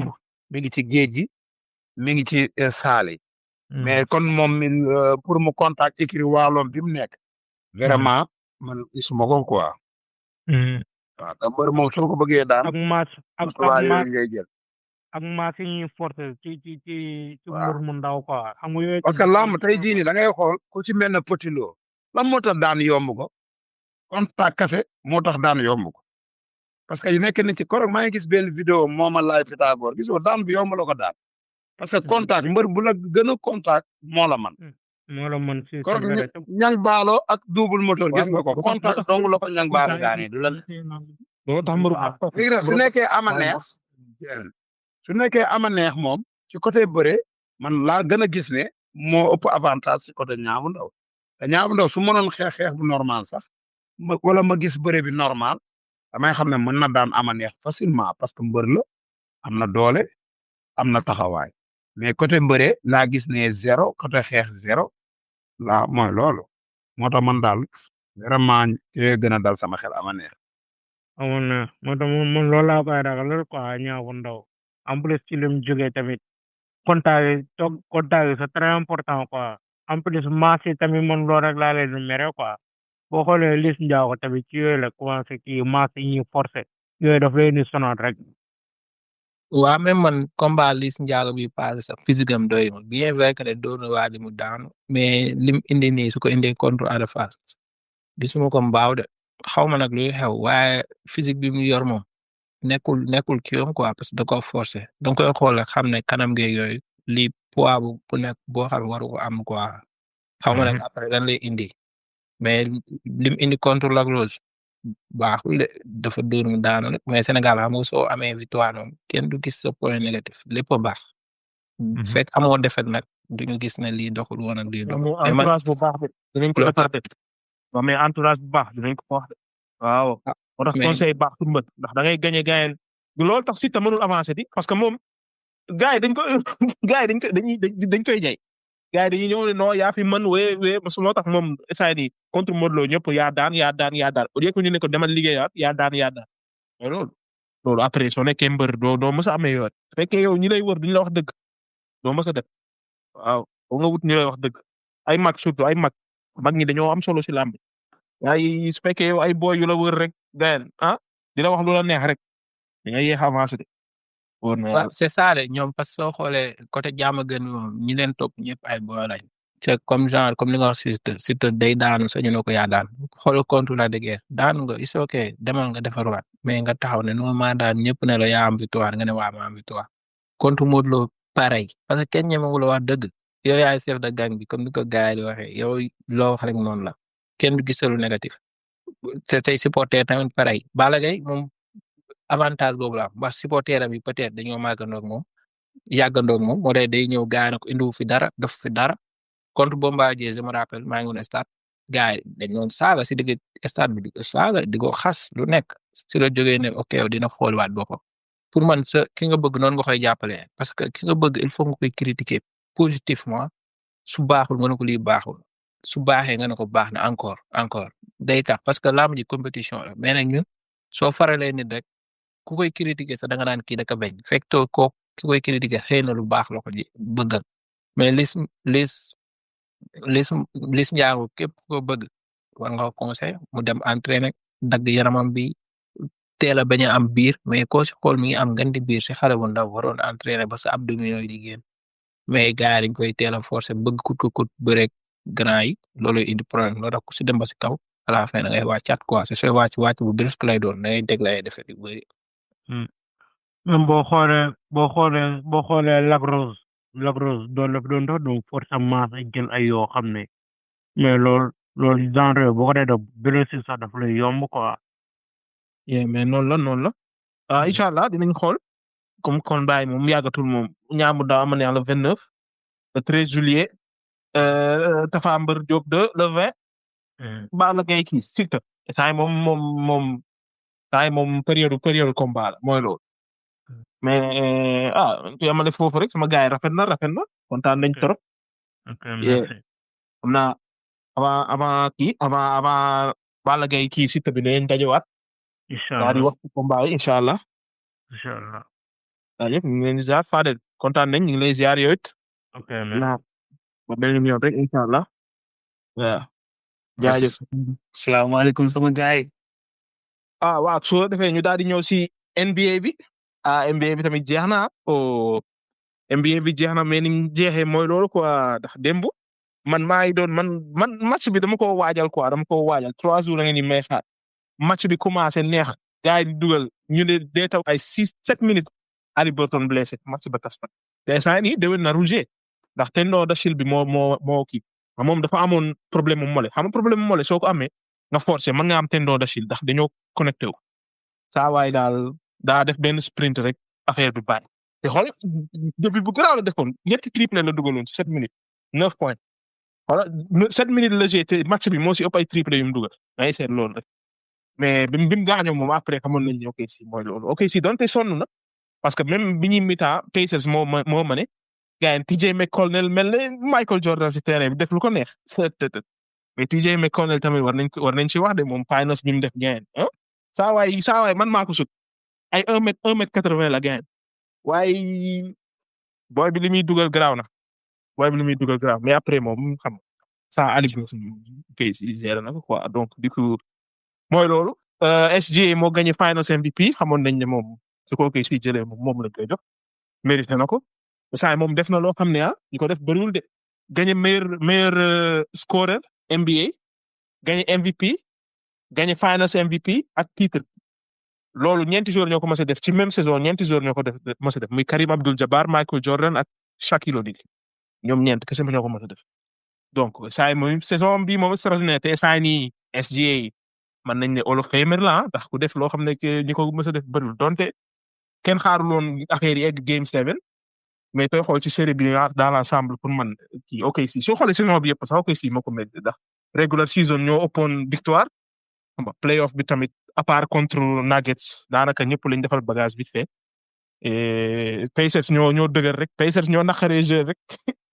dem ba game 7 mooy loolu te Ali Burton moo xamoon nañ ne blessé na mooy loolu quoi mais saa yi dina réccu lim jeu de parce que blessé di forcer ba far gën a blessé pour man de jaru ko woon moom franchement benn match yow nga perdre ci benn saison entière mooy loolu quoi mais match bu neex la woon moom franchement daanaka te troisième quart-temps bi la ko OKC géré mais même bi Ali Burton blessé serré woon na quoi yéen noo ko gisee CJ noo gisee victoire kii bi victoire OKC bi. mais bu dee avant tout sax may nuyu di ziare ñëpp mais OKC nag mun naa ni c'est mérité bi yoon moom sport bi basket bi wax na dëgg quoi genre ndax c'était le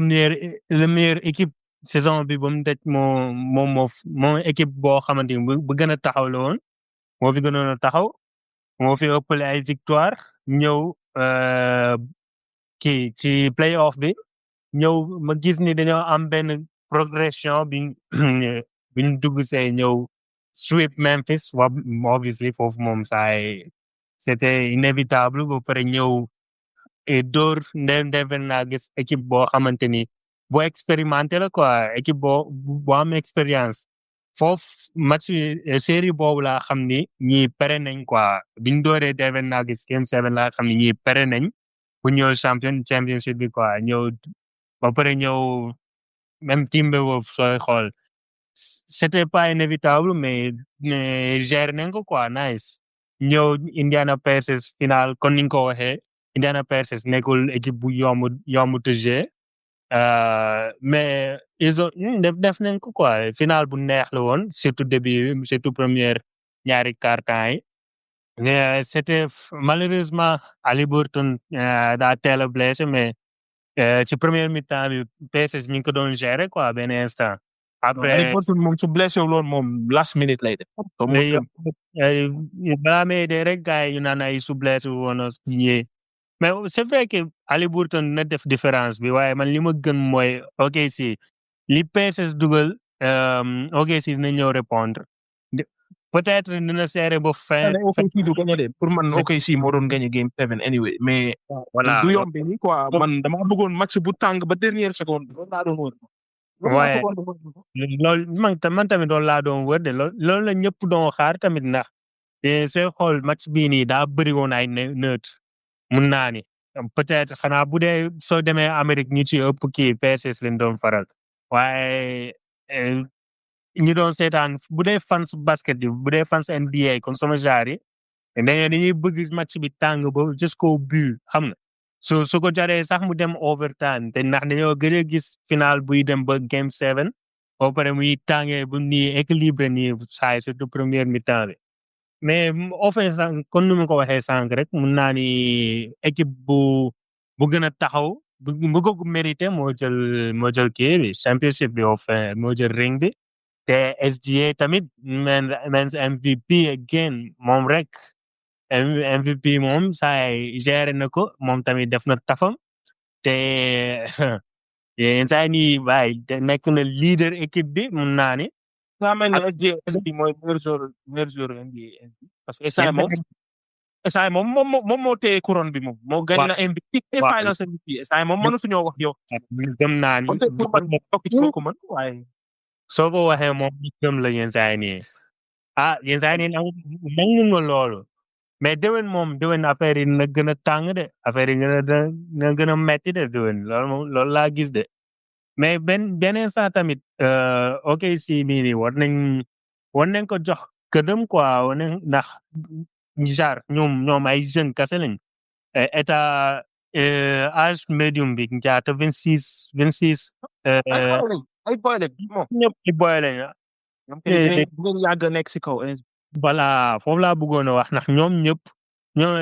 amul amul kenn koo xamante ni mi ngi ci prime moom presque mun naa ni bu dee am na ñu nekk seen prime ay 2-3 heures lañ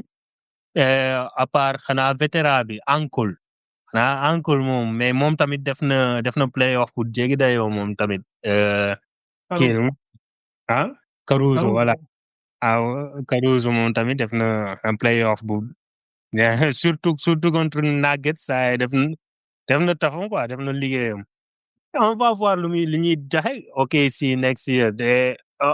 li ñu dem xool tamit ci trade yi li ñu nar a def ak kañ leen war a jël ci boy tamit encore une fois gën a gën a jël ay jeunes joueurs encore une fois kii continuer mais neexoon na moom c'était mérité nag kii 13 yow loo gis. Bon, avant tout dañuy féliciter OKC parce que méritoon nañu lii nga xam ne mooy ring bi déjà saison bu mu commencé ba léegi regular season ñu ngi ci woon ba ñëwee ci playoff yi tamit voilà Nuggets rek moo leen indil match bu tar quoi mais yeneen match yi moom daanaka day leer ni voilà ñoo manoon quoi mais vraiment daal franchement match bi moom match la boo xam ni match bu naroon neex la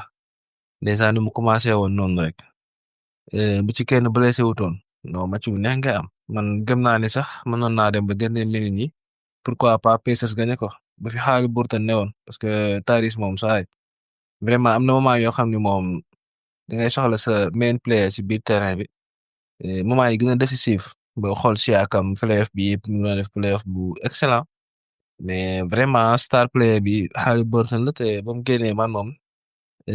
affaire bi seere woon na mais xamoon naa ne day yàgg rek mais voilà OKC moo ci mujjee génn quoi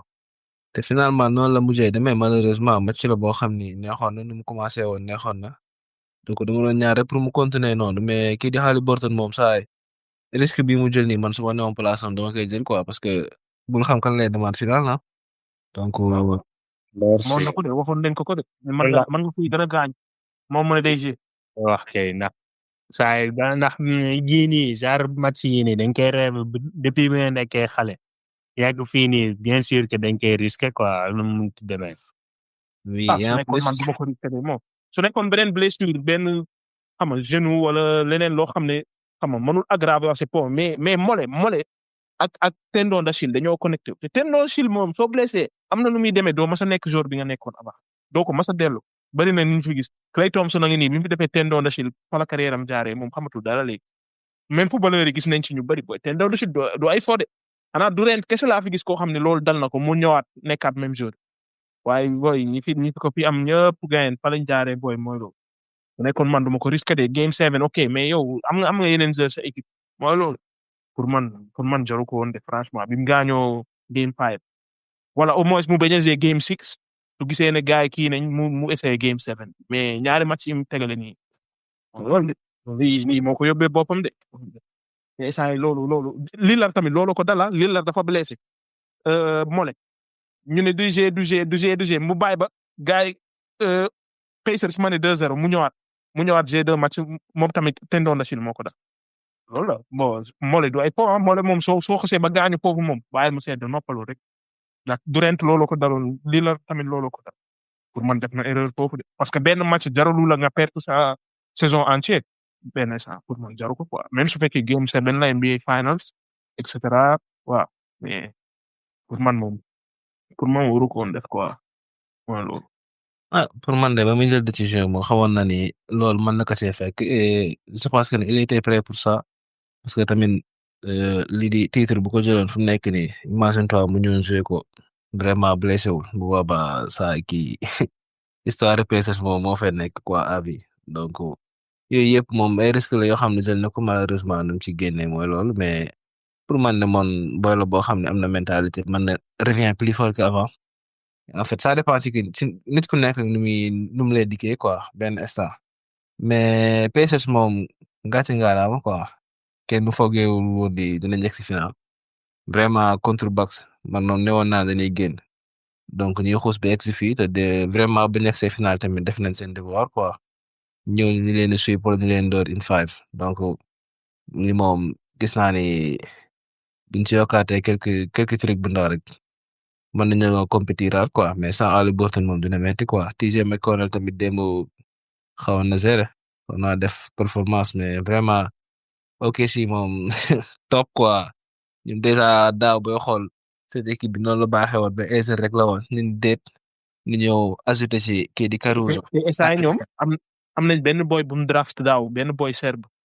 non Croatie la xaw ma serbe bu tudd Nikola Topic moom ren jéewul parce que daa blessé déwén day ñëwaat te boy boobu su fekkee potentiel am dina ko kii boy boobu ab Doncic lay doon maa la ko wax waaye nag ren jéewul te am nañ yeneen ñaari draft en fait ñoom dañoo muus quoi parce que ñoom Jalen Williams ak SGA dañ leen a trade Paul George lañ joxe ñu jox leen SGA jox leen ñaari pick ñu jël si Jalen Williams ak keneen xamatuma kan la yaa ngi dégg ba noppi ñoom dañoo mus quoi ñoom futur lañ doon xool par gagner affaire yi. seen GM bi moo mus quoi war na yàlla. Paul George que ñaari équipe bi ñoo dem final gars yi. waaw. mooy loolu de defarwaat rek Pacers moom lañ defarwaat OKC moom team la boo xam ne moom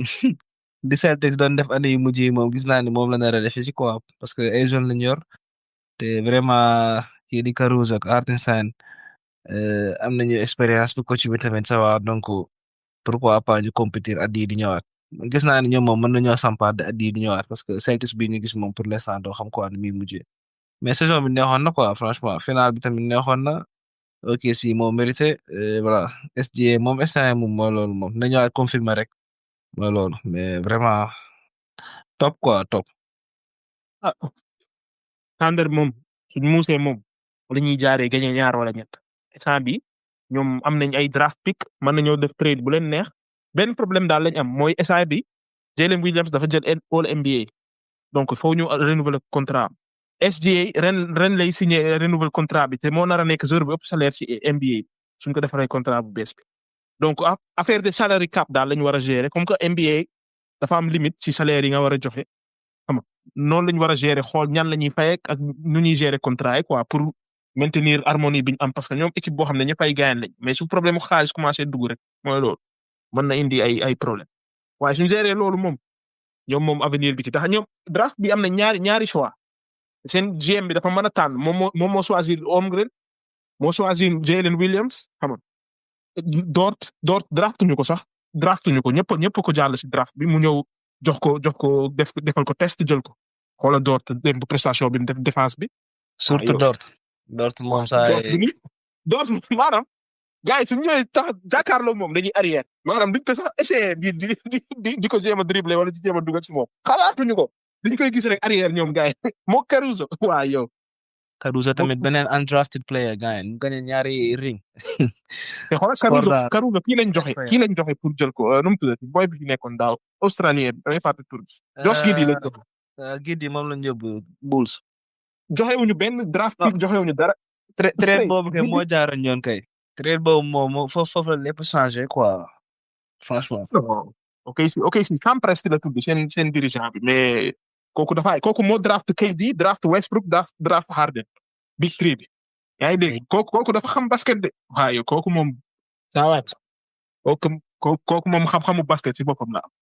moo tax boobu ba léegi muy wër ñiitu mujj na ko am xam nga indi coach boo xam ne kenn xamu ko boo xam ne ci seen G League bi la nekkoon ci seen académie mu yéegal ñëpp doon kaas naan lu tax muy indi coach bi nga xam ne kenn xamu ko gis nga coach bi gagné na titre mais foofu bëggoon naa dafa tabaxal dara de maanaam dañoo nekk ci sport dafa évoluer côté boobu de des fois même football sax léegi noonu la dañuy jël ay coach yoo xam ne seen expérience bariwul ñu jox leen ay bancs yu 10 te quelque ci ñoom dañuy def ay résultats genre c'est loolu bu ci mel ni coach Lakers bi coach bi ba ci monde football bi sax léegi ay Arteta ay Xabi Alonso ay kii bi muy jox banc Inter bi. léegi maanaam nekk entraîneur question de gérer ay ego la plus que question de man entraîner xam nga soo nekkee entraîneur boo xam ne xam nga nooy gérer ses heures xam nga noo leen di motiver mën nga am lu bari te loolu booyee ñoo ko gën a mën ndax parfois coach old school yi dañuy xaw a soox joueurs yi xam nga entraînement yu métti yeeg xam nga parfois ñu saaga la parfois ñu xam nga coach old school yi rek léegi booy yu bees yi surtout génération 2000 yi booy yu bees yi foo nga nekk seen gaañ quoi pour mën a am le maximum ci seen performance yaa ngi dégg genre coach yu bees yi ñoo mën loolu moo tax ñu leen di favoriser xam nga mooy loolu quoi muy football muy basket léegi booy mooy loolu booy dañoo réew de booy ku ñëw naan non position bii ngay football par force wala fii ngay taxaw wala waa dama lay suspendre nii duñ football dara yow la ñu mujj dàq yow mi. imagine toi nga yor benn Jude benn Vini benn Mbappé xam nga. benn jaamu rent nga ñëw naan ko non booy dama lay next game doo jouer parce que da ngaa réew moom yow la ñuy dàq yow. yow coach bi booy bees yi mooy loolu. mais dégg noonu moom coach OKC moom dafa mën a moom surtout défensivement moom dafa changé complètement défense OKC bi mu ñëwee léegi daaw ji ndax moom booba OKC day fekk muy soog a joxe Chris Paul OKC daa defarwaat année boobu demuñu sax playoff ñu ne ko jëlal sa temps quoi liggéeyal xoolal xam nga ñu draft Jalen Williams mu ñëw ndànk-ndànk Holmgren et cetera ñu ñëw commencé defar ndànk-ndànk chaque année ñuy amélioré bay saa yi nii xam nga gagné nañ ko te déwén ñooy nekk favori. prochain 3 ans 4 ans kay soo moytu ñoo nar a nekk favori ndax essai naru ñoo perte benn joueur yi ñu indi ren yëpp ñooy ñëwaat déwén donc comme Celtics daaw rek Celtics ren moom gëm naa ne ay blessure moo leen sonal mais kon mënoon nañoo dem finals édique essai moom Tatum blessé na donc déwén moom xam naa ne mooy loolu waaye nag on verra essai moom Pacers moom su fi Oli Burton nekkoon moom ma ne la déwén dañuy demaat finals mais essai moom East bi moom mooy loolu. East bi moom easy money sniper. Cavs. Watch out. Mais non. Rockets. Mon sniper almost 38 years old. Les moom 38 ans ça va. Boy talent mooy loolu. Xanaa dañuy fàtte San Antonio Spurs mais Cavs nag. non équipe bi ñoo ngi fi de. Cavs suñu defarwaatee mën nañoo def dara. équipe yaa ngi fi de. non East bi moom lu ne mën naa xew ndax East bi mooy loolu joueurs yu aay kenn nekk fa. ñëpp dem nañ West ba noppi ñi aay ñi nekk East blessé nañ. yaa ngi sax soo moytu mu jógee fa dem West. East tamit ñu foog a jógee dem East. East boy te kenn nekkatu fa de gaa yëpp dem nañ ñi blessé nañ ñi dem nañ seen yoon mooy loolu de East kay jeex xanaa Knicks jéem a jël Giannis maa ngi dégg ñu naan mën naa dem Toronto Raptors. mooy jox. kay Giannis ke daaw West moom tamit rek.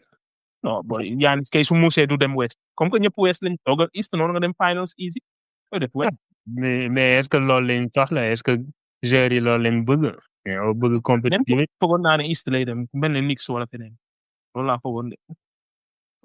man de gis moom San Antonio Spurs moom foofu tamit. non Spurs c'est ça mooy loolu Spurs ay boy lañ pareeguñu pour gagner quoi. Houston moom pare na pour gagner ndax ren moom ñoo jël deuxième ci regular season bi xam nga te loolu lañ soxla woon quoi kuy dugal ndax seen défense bi ma nga fa kuy dugal lañ soxla woon ndax Jalen Green moom mooy loolu daare donc saa fexe nañ ba libéré ci Jalen Green remplacé ko Kevin Durant donte perte nañ Brooks mais dara mën nañoo def beneen trade indi beneen joueur saa yi Sengun soo ko amee am Van Vliet am Durant loolu équipe la lu leer laa lay wax. trade yow trade noo gisee kii bi KD trade. man basket bi there is no control there man like da ngay jékki saa rek nen la dañ laa trade doo si man gat donc réaction KD la ñëpp amoon quoi benn instant mais comme ni ko Big waxee rek Van Vliet Sengun KD loolu du ay caaxaan quoi benn instant ak beneen boy bi aussi tur bi laay fàtte équipe la boo xam ni franchement avec l'expérience de KD mën nañoo def dara de. Amen Thompson waaw voilà tout le monde bon parce que Amen Thompson. waaw. mais non équipe la de attention. buñ dalaate beneen joueur bu mën a remplacer Brooks moom équipe la bu taxaw.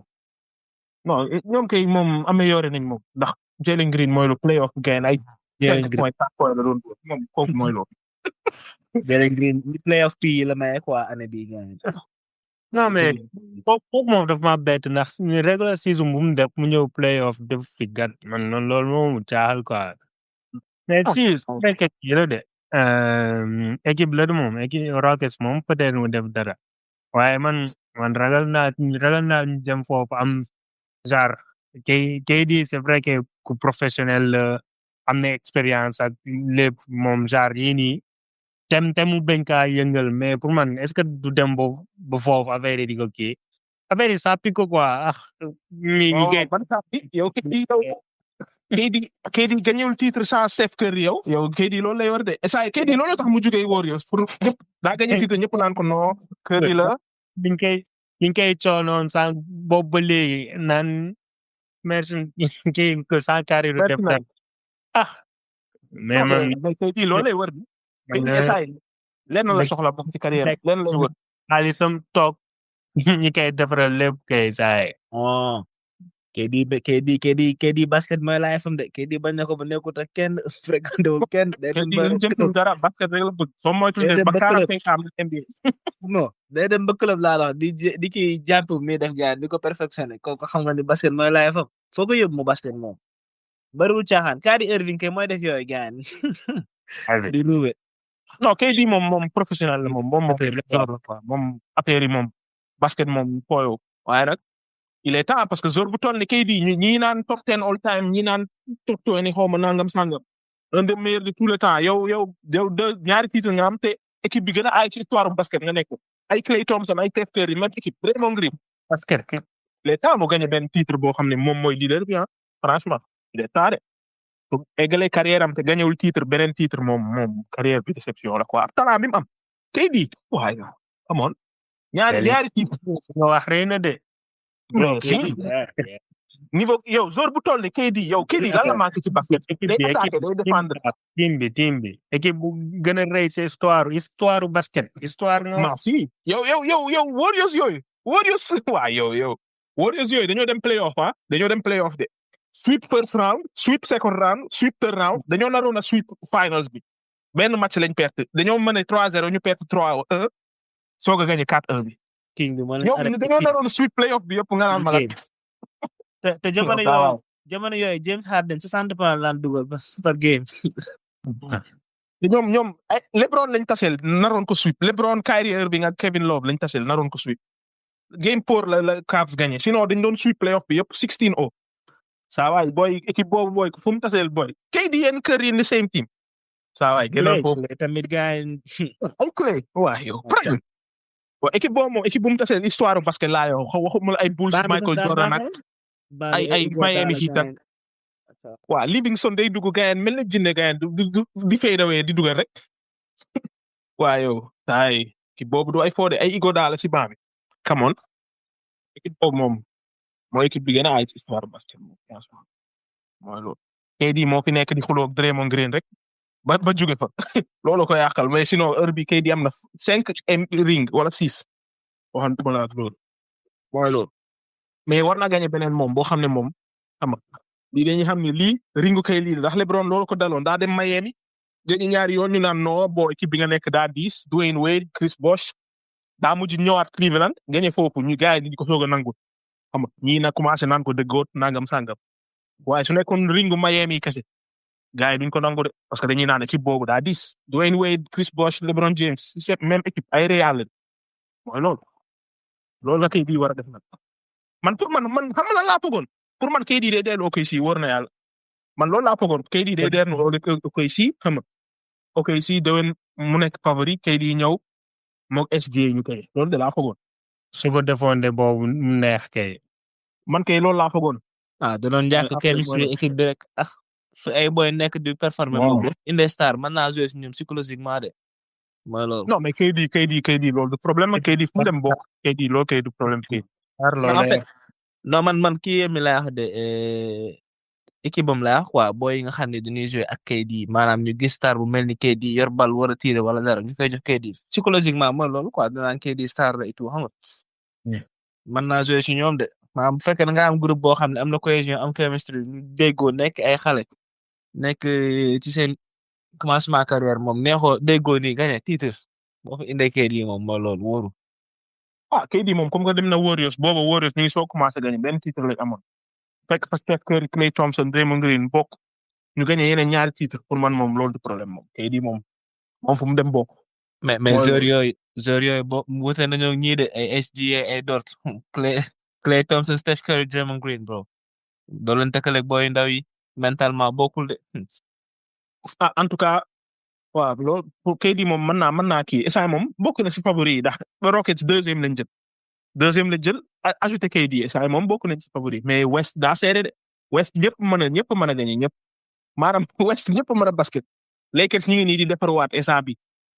Clippers la même chose xam nga ay OKC San Antonio ay Dallas et cetera et cetera. mooy loolu Timberwolves waaw deux fois. Timberwolves waaye Timberwolves moom su ma nekkoon ñoom moom damay commencé waat à zéro. moom day xaar utaat ay boy jaay Gobert jaay saawaay nu mu tuddati. Grandot ay kii Mike Conley nga xam ne léegi moo am 40 ans saawaay dañoo war a defarwaat na indi ay boy parce que yow kii Ant-Man moom xale la da ngay defarwaat defaat rebuild def ne OKC commencé waat à zéro. maanaam jël ñu point guard wala. non déedéet. jëlaguñ kenn. point guard peut-être ci draft bi ñu jël point guard DiVincenzo Kay rek moo ko nekk ak kii. ci moom nee na dina ñëwaat déwén moom Conley waaye Conley 40 ans moom 40 ans saa waay. moom waruñoo kii ci moom nag il faut que ñu wut point guard bu baax gars yi. West moom seen waa East moom déwén dina neex maa ngi gis keroog kii Orlando jël kii Desmond Bane moom joueur la moom. saa yi Orlando loolu lañ soxla woon kuy mën a tirer 3 points mën a dugal. saa yi Giannis la ñuy xaar daal Giannis daal moo téye mercato bi waaye su Giannis demee léppay ubbeeku Giannis ak KD dem na Giannis la ñuy xaar ba xam lu muy def. mais doomu ndey Draymond Green def na retour de. kan. tuddatu waaye boy bi noonu Wizards. kii Bill wala waxoo Bill. non waxuma Bill de. Jordan Poole. yeah den na de. doomu ndey Draymond Green kay. Draymond Green Jordan Jordan Poole mooy saa waay moom bàyyi foofu. Jordan Poole moom dina yéex a gën dara bàyyi foofu. kooku moom day koy des show yu baax yi rek premier round rek xanaa pour mu performer. ay Jordan Poole ay Lamelo Ball genre yooyu nekk si équipe yu bon yi di dugal ay 30 points foog nañ ñëw si nekk bàyyi leen foofu dañuy yéex a dem playoff. Lamelo Ball man am naa ci espoir ba léegi de pour toi genre. kooku moo gën a egg ñëpp keroog maa ngi ko gis muy def tatou 5 tatou artiste la indi gàllem ñu koy tatouage 5. moom laa naroon a wax de moom comme kuy jouer NBA maa ngi carrière ga. non saa yi daa neex. 5 personnes tey sa yaram di ko bind 5. mais ni ku nekk di video game. mais genre yi mun nañ dem ba mais tollu fenn foo xamante ni toog xalaataat seen bopp naan. xam nga yàlla da leen may quoi genre lu tax ñu war a yàgg seen lii xam nga. NBA SB ñi ci série bariwul te ci boy xanaa Haliburton nga mën a wax SGA ñoom Williams boy yooyu. am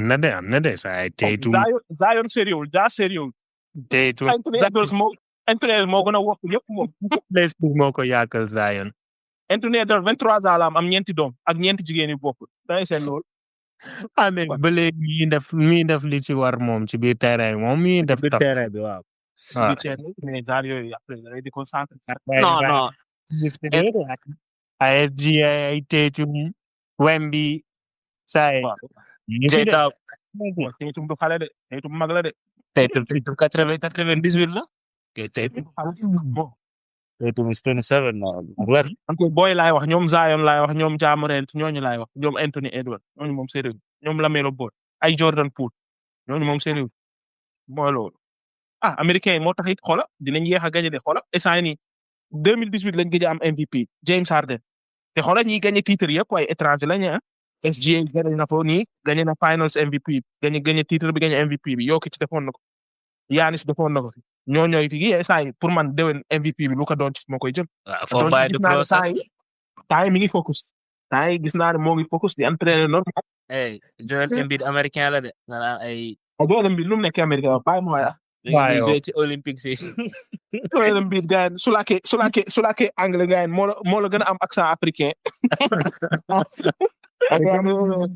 because I think the Philadelphia 76ers mu ne waa kii moom.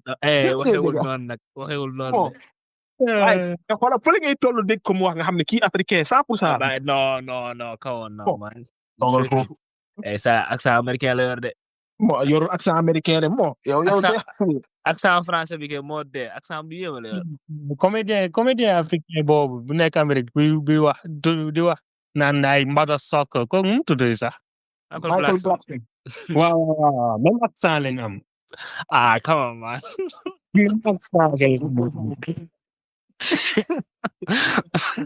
waaye Embiid moom du américain day poste et ça ma ne Embiid nee na Jeux olympiques yi di ñëw kii lay jouer Cameroun lay jouer. waaw day switch. su ma nee woon comme nee kay ñu bañ ma bañ kaa nangu. ma non dañ ko nangu loolu de kay non loolu dañ koy nangu de quand même. dañ ko nangu de. Embiid loolu dañ koy nangu. Embiid moom gars yi moo loolu na focus ci kii ndax saa Embiid mi ngi jëm am na 30 ans wala xaw ma 31 ans saa loolu de 31 ans gars yi ñaata at yaa ngi NBA defoo fi góor fi dara conference final sax mosoo fa dem ba bay dem final loolu ci ku gagné MVP yow mosoo dem conference final loolu dafa ñaaw. non saa Leonard moo yàq carrière am Kawhi depuis bu mu dugalee loolu ci la Embiid nekkee commencé trip quoi. mais bu njëkk ba il était sérieux sérieux non mais Embiid bu njëkk ba daan na basket sérieux de Kawhi boo dugal triple boobu rek saa yi pare ci gars yi. mooy loolu mais Sixers moom su dee ñoom rek moom naruñoo gañe daal seen roster boobu daanaka war dara en tout cas NBA bi déwén bi moom ñi blessé bëri na moom déwén moom Lillard du fi nekk Tatum du fi nekk Kyrie du fi nekk waaw yow Ali Burton du fi nekk mooy déwén moom gars yi nu muy demee dina yéeme de NBA boo xam ne ñëpp a blessé. non dina am ay boy yu ñëw feeñ ay boy yu bees yi feeñ loolu. Jamoran ay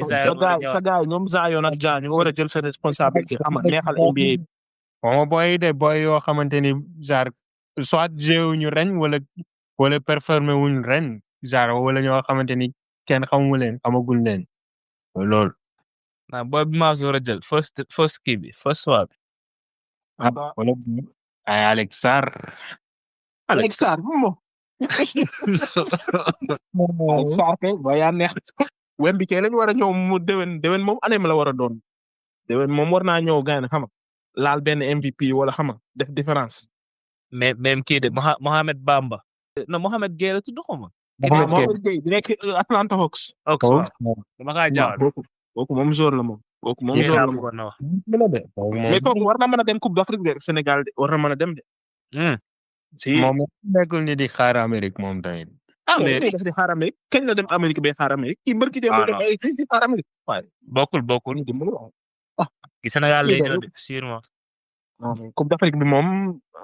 moom lee mu ñëw moom Coupe d'Afrique bi moom waaw. ren moom am nañ ay joueurs suñu mënee jël Mohamed Gueye su ñëwee ñu mën a jël boy yi nekk ci baal bi. non ñu ngi ci yokk lu bëri moom ndax saa pour man moom ñu am nañ équipe déjà de pour ñu saa nii soo si yokkee benn 2 jours rek kay saa yi ay baax. boy sénégalais yi nekk Italie noo waroon ñëw Sénégal di représenter Italie yéen gisoo leen boy boobu italien nu mu tuddati sax nu mu tuddati Dame Sarr la tudd boy boobu Italie lay boo Sénégal la mais Italie lay quoi dem na kii dem na États-Unis et ça day dem draft 2006 la xale bu ndaw la 2006 ñu jé titulaire équipe Italie waa yow ñu ngi jé dëgg actuellement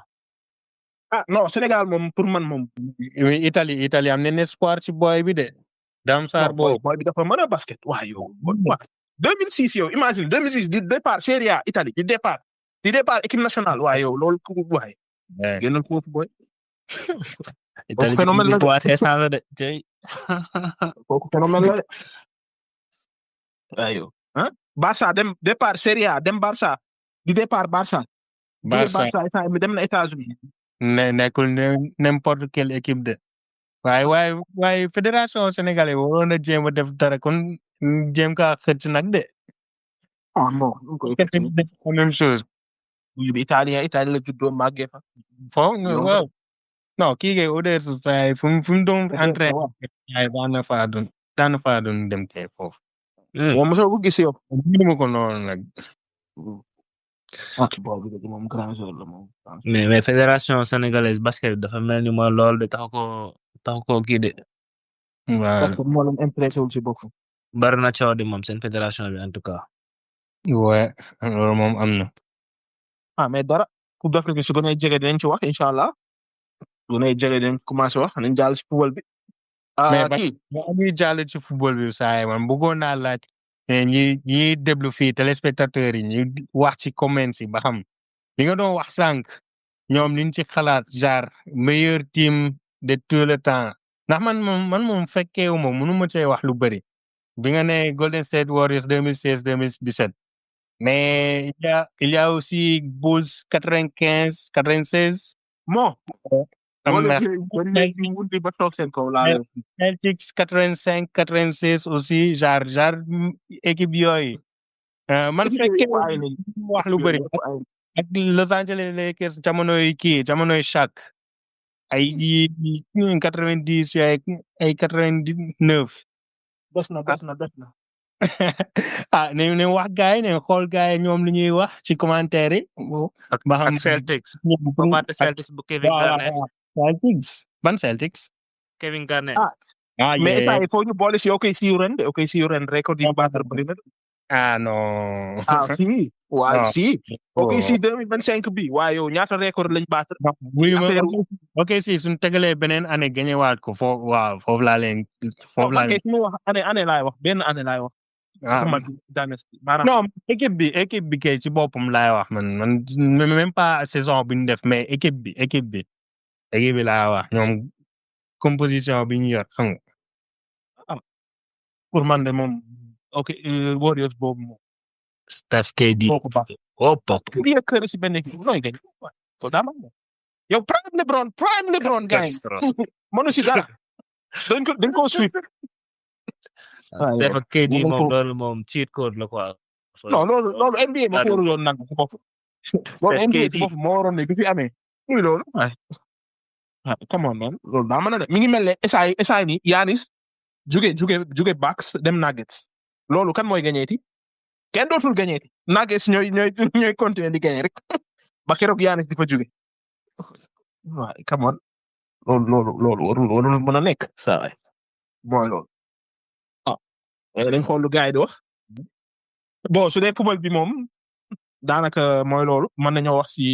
Club World Cup bi vite fait comme que instant yi deuxième match yi jeex na instant yi tey lañu war a commencer jouer dernier match groupe de poule pour xool kan mooy jàll bon su dee bon dañu jaar ci groupe yi vite fait su dee groupe A Palmeiras Inter Miami ñoo am 4 points Porto Al Ahly benn point groupe B Botafogo PSG ñoo am kii non Botafogo PSG ñoo am 6 points Atlético Madrid 3 points Seattle 0 point su dee groupe C Bayern moo nekk première Benfica deuxième. wait hold on yow nga ni Botafogo ak PSG. non Botafogo. di deuxième match bi. waaw non dañoo nekk di GS bi moo tax. yenn saa yi di kii ok mi ngi door. dañoo nekk di GS bi pour l'instant moom Botafogo moo nekk di def match nul 0-0 Atlético Madrid PSG di door Seattle 1-0 mooy loolu. Groupe D Flamengo moo jël première 6 points Chelsea Espérance Tunis 3 points Los Angeles 0 point. Groupe E River Plate ak Inter ñoo tolloo 4 points ci kaw Monterrey 2 points Urawa Reds 0 point Boy 13 démb tiitoon nga de. dafa ne Juve moom ñëpp lay ramasser moom nekk fi di foofu. bu loolu sax de yow Inter dernier match River Plate ay joué. bon da koy door de River Plate da koy door maa la ko wax kii nii bind leen River Plate da koy door. waa Amérique du Sud foofu ñu de ñoom ñëpp lañ defal bagage leer laa lay wax. waaw su dee groupe F. Fluminense mooy première commencé wul daal ñu gagné Di Marco moom bu commencé ñu perdre. saa yab nga di ma yab mais CJ moom moo fi toogoon fi naan non Di Marco meilleur latéral au monde. janvier comme décembre moo ko fi doon wax meilleur latéral gauche. mais fa la jaaree waaye bi. looloo teewaat fi naan meilleur latéral kooku kay baax na tane. moom kenn ko gaaw saison daaw. meilleur latéral au monde léegi jeexal na quoi eh waay. changement bu gaaw. même pas 6 mois. kooku gaaw na trop. ñaar baa nga groupe F Fluminense ak Dortmund ñoo am 4 points. Mamelodi Sundowns 3 points Ulsan 0. groupe bu mag bi. Juve Man City 6 points. groupe G. ñeneen ñi moo xamuñ dara ay Wydad Casablanca dañ doon nappe rek ndek Al Ain moom record de but encaissé la nar a def. mais boy CJ yow boy bi nga doon wax démb départ na de. démb départ na ñu dugal ko 6 bi. am na groupe C Auckland City 16 buts la encaissé gun. non ñooñu moom duñ ay professionnel xam nga équipe boo xam ne duñ ay pro lii ñooñu mënoo leen considérer quand même ñooñu waru ñoon sax bokk dañ leen waroon def playoff soo dooree nga dugg soo doorul nga ñibbi équipe boo xam ne yow ay waaye ay ouvrier gayen ay médecin ku nekk def ci terrain bi ay ay chauffeur waaye doo bàyyi ay warehouse yow warehouse ñii nee nañ am na joueurs yu bari yoo xam ne dañoo waroon ñëw mais may ñu leen congé quoi moo tax mooy équipe bu Néerlandais bi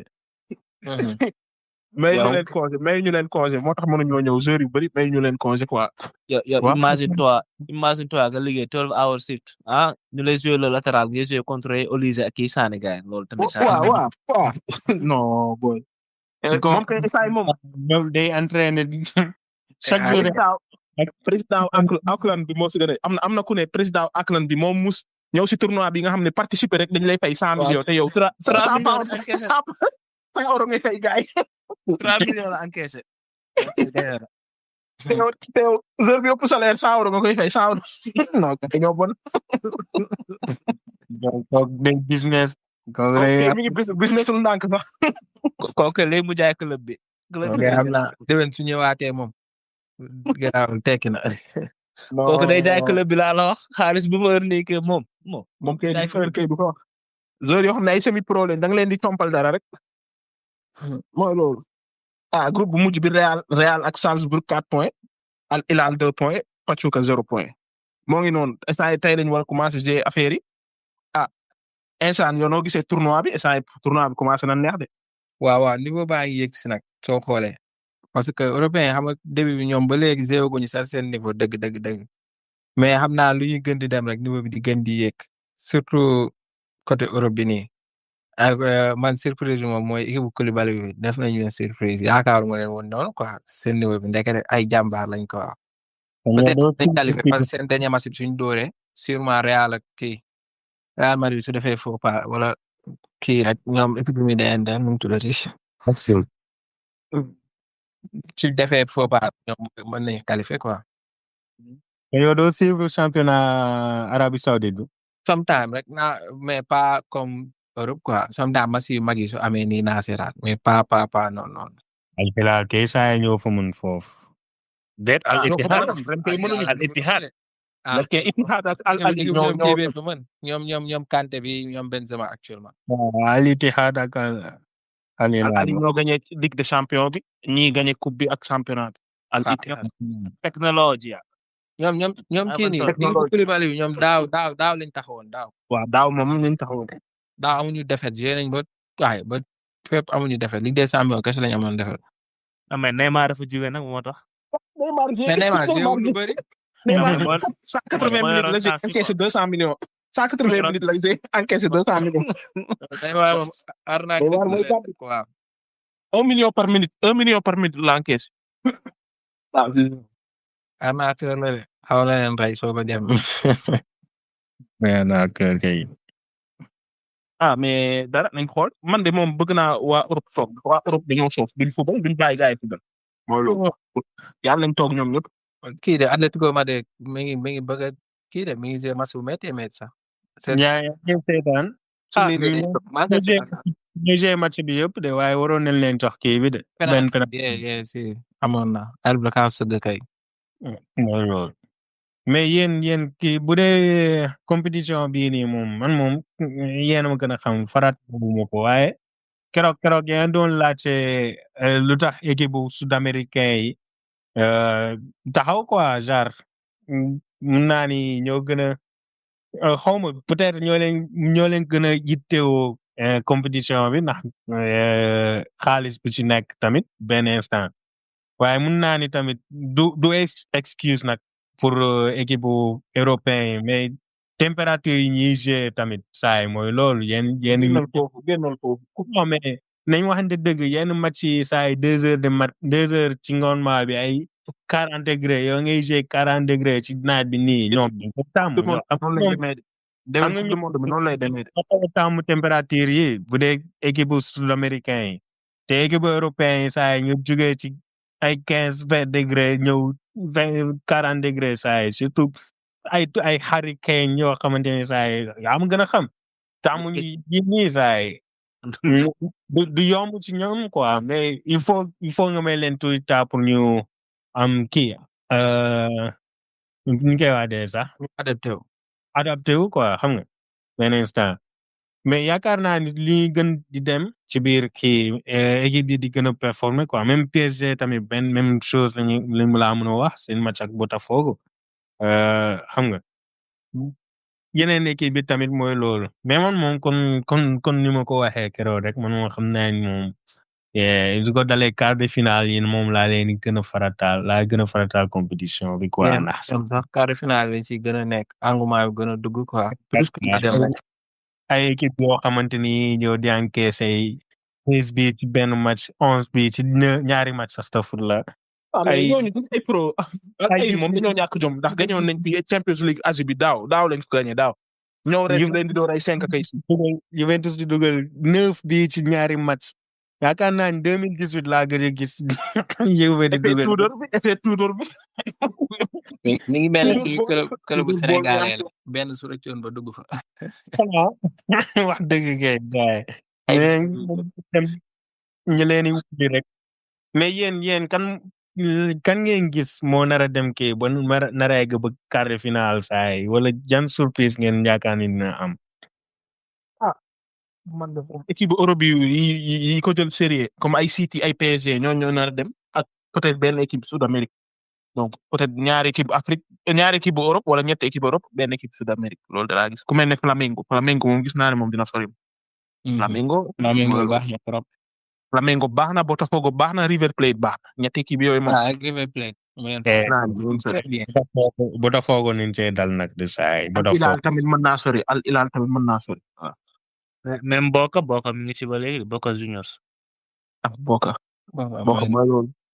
Boca dañoo waroon essayer am match nul ak Bayern waaye dernière minute la leen obligé yàq su amoon match nul foofu moom mën nañ cee génn. Boca ñoom pere nañ ci de. Boca Cavani mi blessé moo leen rey Cavani mooy seen meilleur joueur. Cavani blessé ngeen looloo leen rey quoi. non compétition bi dara yàq ko lu Amérique benn ko yëpp moo tax man coupe du monde bi jaaxal na ma de parce que démb rek Jude mi ngi koy wax même terrain bi ay terrain synthétique fa nekk gaan xam nga loolu tamit c'est pas du tout normal quoi wante dëgg au niveau ça ay. américain rek loolu neex la ñuy def. non mais lii coupe du monde bu ñu ko naree def Amérique ci condition yi xam nga déjà gars yi dañoo doon xaar Qatar finalement mujut a flop mais Amérique moo nar a flop big time. flop bu mu am ci histoire du football parce que lii moom c'est pas du tout normal. Amérique sax stade yi ñoo njëkk a ñaaw quoi. stade football américain la dañ koo changé def ci terrain football noonu rek mais du stade football. yow yaa ngi seetaan match bi mel ni kuy jouer FIFA quoi. oui joueur yi comme ay joueur play quoi. sûrement caméra bi su leen kii nii tiimee. ñu koy wax ni match bi du circuler normal quoi terrain bi da koy mel lu koy freiné.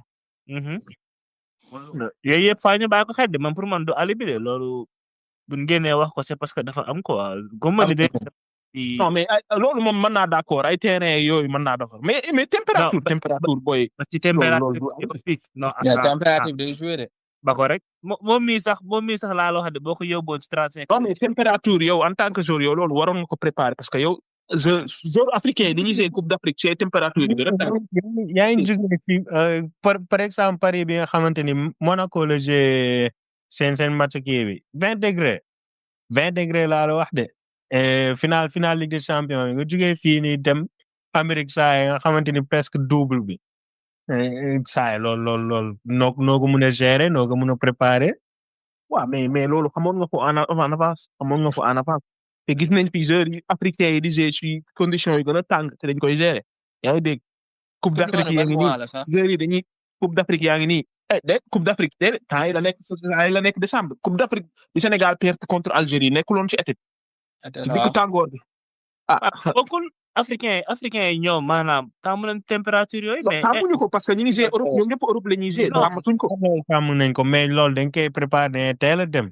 mais ñoom bokkul ñoom xam nañ li leen di xaar Afrique alors que européens yi ñoom déjà le monde de club bi mooy loolu dañoo jekk saa rek teg ko xam nga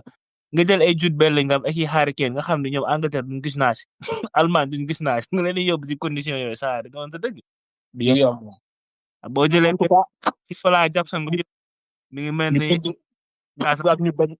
dinañ ko sàmm ndax coupe du monde bi doon lay demee. coupe te du demoon monde nañ coupe du monde ban Brésil mois la 2014 géré ko demoon nañ fi coupe du monde Amérique du Sud bi la xam nga mois bii la mois bii lay doon. bii lay doon. mais xam naa gëm naa ne dañuy def match yu bëri lañ koy def guddi de pour mu bañ a tàng. non mais ñii dañ ci am jàngat lii nii dañ ci am jàngat après ñu xool niñ ci defaraat kay xam naa. dañu wut stade dañ def ne Qatar wut stade yu am clim waaye Qatar stade yëpp amoon clim moo tax gars yi yënguñu tàngoor parce que sinon moom dee lañ doon yii ne Qatar wut ay clim. mais waaye FIFA si boppam ñoo ne xam Sénégal moom yàlla na kii rek dem Amérique quoi parce que boobaa supporter dañ bëri nit ñi dina bëri foofu. comme muy dem FIFA comme muy dem gis Canada ngeen problème bi lan la FIFA ñoo nekk FIFA bañ a defar ay stade moo tax ñu yóbbu ko États-Unis ndax gis nañ ne États-Unis am na ay stade ba pare ndax ñoom dañuy jouer football américain stade yi réer ñu ne nañ ko fa yóbbu quoi pour bañ a dépasser tabaxuñu benn stade tabaxuñu te bi ñuy def Qatar stade yëpp lañ tabax à zéro yaa ngi dégg ñoo ko tey bëgg a save money rek donc saa moom coupe du monde bi moom flop lay doon man kay wax naa ko pare flop nga di flop lay doon moom maa la wax. am naa beneen question tamit sax de entre parenthèses rek vu que 13 da nga kaa laal nii vite fait mooy Nicolas Jackson rouge bi mu kii insane yow noo ko jàngatee ak surtout réaction yu gars yi am après rouge bi quoi noo jàngatee action bi. pour man moom dafa duggee pour man moom bi muy dugg dafa dugg ak mer quoi sama xalaat parce que pour man bi muy dugg happy wul quoi ba pare dem mu def loo xam ne nii c'est très amateur moom war woon defee noonu am na yoon sax da nga koy éviter ba pare ñu mëne sa équipe et que c'est pas la première fois tamit quoi defoon na fi yàggul dara nga ñëw répété waat la même chose si joueur professionnel loolu gars yi ñoo ko baal sax c'est yaa ngi am yaa ngi subir critique chaque jour every day gars yi ñu ngi dal sa kaw dem ba utal la rival ñëw teg la si banc bi nga ñëw def yi fu tuune yooyu on gisoo réseaux sociaux yi da si sonn. kaay ma wax la nag English media rek suñ commencé tagg Delap Jackson de dootul gis terrain bi maa ko wax ak ñoo ëppal Delap dugalee benn bii bañ yëkkati ko def ko première page ne New Harry Kane genre yooyu la ñuy def Jackson de dootul gis terrain bi. ñooñu dañuy def propagande bu bon sax seen joueur yi dañuy yëkkati ba doo daal ci suuf. 13 agression Mikel bi obi Mikel lu mu wax ñëwal. Mikel moom dafa sonal waa ji quoi moom. kii quoi. non Mikel moom loolu wax dëgg ko si moom daa mel daa am problème ak Jackson quoi mais non Nico moom lu mu def nii moom c'est pas du tout normal quoi parce que war naa mën a gérer ay émotions am quoi dégg naa ñu bari ñu naan non tay ko et tout mais pour man moo ko tay ñi nga xam ne moom la defoon contre Newcastle man foog naa ne boobu tay ko ne bii moom moo ko tay moom bii moom même pas 4 minutes ñaar ñu rouge la nii comme ça non war na xoolaat boppam quoi ci joueur boo xam ne sax avant match boobu nga doon fête 24 ans war naa gën a màgg gën a mature gën a xam ne voilà mi ngi au niveau néewatul Ligue 1 sénégalaise quoi te bàyyi yëfi mi def nii quoi parce que du ko amul njariñ li gën mooy mu ñëw xam nga nekk ci boppam voilà liggéey ñëw ñafe ci terrain bi quoi te aussi tamit man li mu si yokk mooy sénégalais yi gis naa seen réaction yi ci bari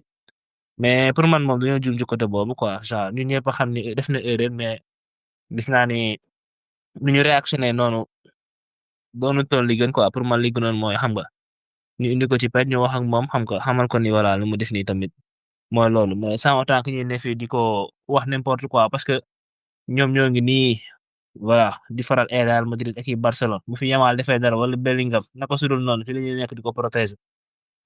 saaku malaak sa doomu réew gaan di présenter sa nation bu defee naka su dul noonu tamit boo ko mënee protéger nga protéger ko ñun entre suñu mbir ñu régler loolu la gën a rafet quoi mais Jackson li mu def nii moom kenn àndu ci franchement. man loolu laa gis sax parce que soo xoolee Jackson dafa dem ba léegi dafa tëj commentaire wu kii bi Instagram soo xoolee. commentaire loolu ndax critique yi et que ñun ñoo war a parce que àdduna bi léegi foofu la toll ku si nekk yaa protéger sa jour quoi. léegi nekkatul foo xam ne gars yi ñuy wax objectivement mais ku si nekk sa jour da nga koy jéem a defal benn propagande protéger ko après nag soo critiquer mën nañ critiquer suñu biir mais quant à dem di ko attaquer wala nga gis yeneen page yi yeneen kii créateur de contenu di ko attaquer nga dem di fa appuyer di commenter loolu moom je suis pas d'avis quoi. c'est Sénégal yi moom tàmm loolu fii lañ fi jëlaloon parti si saa yu déintégrer Real ñu dem di ko saaga lu nekk et que pour man ñooñu nga tax ngay saaga Real Madrid ñoom xamuñu sax existence Sénégal après yow tu te tues pour club yooyu ba mu jaral la ngay saaga sa compatriote di ko menacer et tout après dama naan ñun est-ce que ñun tamit africain ñi ngi xool quoi après saa yi def benn arrière rek xool ñun ban àdduna la ñuy dund doxul quoi pour man. am na solo tamit. ñun mooy loolu de ñun mooy loolu de lu xew ñu dugg ci commentaire yi saaga foofu yëpp non Sénégal moo ëppal si boppam ñun moom yaru moom defuñu ko yaru. non mais loolu moom ànd naa ci moom saa yi foo ñu xoolaat suñu bopp de ndax sooy xool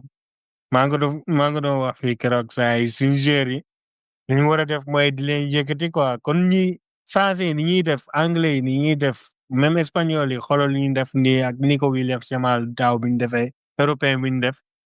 même saar nation bu mu munti am saa yi ñoom dañuy jël seen joueurs yi di koy yëkkati yóbbu ko fu kawe man saar loolu laay jéem a def ak Iliman Ndiaye soo leen gis benn instant mais saar da yenn yi même su fekkente ni mun na am erreur mun na am ay joueurs gis nañ fi joueurs yu bëri ñëw di jël am nañ fi ay rouge saa ay Messi ay Ronaldo ñëpp am nañ rouge ak ñu kenn xamul ay waaye critique yi waaw mënul ñàkk critique yi moom saa critique koo xamante ni bëgg nga ko rek nga koy def quoi mais tey doon critique positive critique yoo xamante ni su ko déggee day ñëw xam ni kii ku def erreur bi su ko déggee day xam ni lii jaarul yoon xam nga da ci am jàngat beneen yoon dootu ko defaat voilà ay critique positive lay doon quoi xam nga boo paree ñu ñëw di encourager suñu joueurs yi di leen yëkkati quoi benn instant yóbbu leen fu gën a kawe mais di bàyyi di leen critiquer di leen saaga di critiquer ay critique négative yoo xamante ni saay day bon loo xolu joueurs yi ak ñoom seen loolu moom amul benn solo moom wax dëgg yàlla. xoolal Amérique rek ñuy yëkkatee seen joueurs yi surtout brésiliens yi da ngay gis booy bu ndaw ñu yëkkati boo xam valeur marchande ñu yëkkati ko ba nga xam doo sa comprendre fekk too sa gars yi nekk Afrique ñu gën a tàng fuuf mais Afrique da ngay gis benn joueur par exemple nga gis benn Samuel Eto'o wala benn Sadio Mané waa Burkina daal dama cité noonu rek nga gis benn dëkk Afrique di ko saaga ndax concurrence mais fàtte ne moom kooku africain la nga gis benn Sadio Mané di xeex Ballon d'Or mais africain ngay gis si boppam mooy taxaw di critiquer non waru kaa jël ba mu jaral ko sax mu dem pousse Benzema pour Benzema jël ko bàyyi parce que ñoom ñeneen tamit seen bopp lañ bëgg ah quel que soit alpha ñoom préféré ñu jox Mohamed Salah wala benn Sadio Mané Ballon d'Or bi mais dañuy préféré ñoom ñu garder ko biir Europe waa Amérique tamit dañuy xeex ñoom ba waa benn américain jël ko mais ñu la toujours ñu ñooy xeexante suñ biir Sénégalais tamit ñooy xeexante suñ biir mais ni ko moom actuellement amuñu attaquant bu ko gën dañ ko war a jox confiance jàppale ko pousse ko critique nag mënul ñaax dinañ critiquer mais comme ni nga ko waxee positivement mais anti-moment moom lañ war a jox confiance jàppale ko propagande bi ba mu gis ne Sénégal yëpp a ngi derrière lui peut-être dina def dara quoi mais footballistiquement il est très très bien finition yi lay liggéey rek ak behave am da seet. non saa man boo leen bàyyi xel ñun Juventus saison bi ñëwal non lu ma see bëggoon a yokk ci saison bi Mbappé defoon na lu mel nii presque ma gis ay Sénégalais yi gën a naan non c'est-à-dire match bi nii match bi naa mais Jackson defar ñëpp dal ci kaw man dama xamul ndax complexe d'infériorité la xuma lan la donc benn instant man damay toog naan gars yi moom est-ce que ça va quoi parce que day am football la et tout mais après comme ni nga ko waxee rek lu nekk ni nga koy gérer quoi wax ji moom lu bari te aussi am na lu ma si bëggoon a yokkaat man suñu journaliste yi man mooy loolu quoi big yaa insaan yi gaan war ngeen a liggéey nekk top niveau gaan di booster suñu joueurs yi parce que Sénégal mënuñ ko Sénégal loolu lañ mënul ñoom dañuy booster yeneen joueurs yeneen nation duñ ko def Sénégal journaliste mu bind article ci joueur sénégalais taggu rarement kuy non saay léegi média yi ñoo tax joueurs yi di am prix média yi moo tax joueurs yi di am ay transfert Fabrizio Romano joueurs yu bari dañ koy contacter ci suuf di ko compal pour mu leen publicité moom mi ngi si Neymar mi ngi si Lamine Yamal loolu Lamine Yamal def mu poste gisoo ay Dinshausen xam nga ni biyaar jaar na ci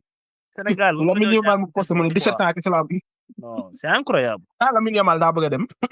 Sénégalais man damaa xamul ndax man journalisme 10 ans ci ginnaaw lañ yor ba léegi xaw ma mais war nañoo innover côté boobu gaan di booster suñuy joueurs ñun tamit dañu wante dëgg.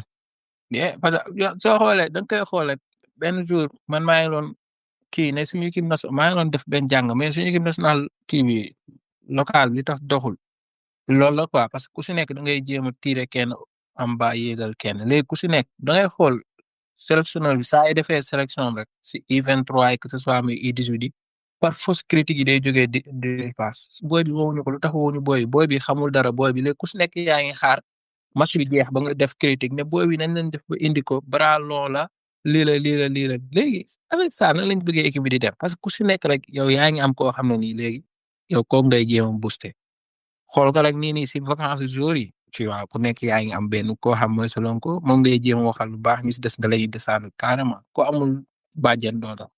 et que pour ñu réussir on doit travailler ensemble jàppale ñi mais yemaleen au pied d'égalité xam ne ñëpp ay Sénégalais lañ Lamine Camara su réussir Sénégalais pour réussir parce que chaque jour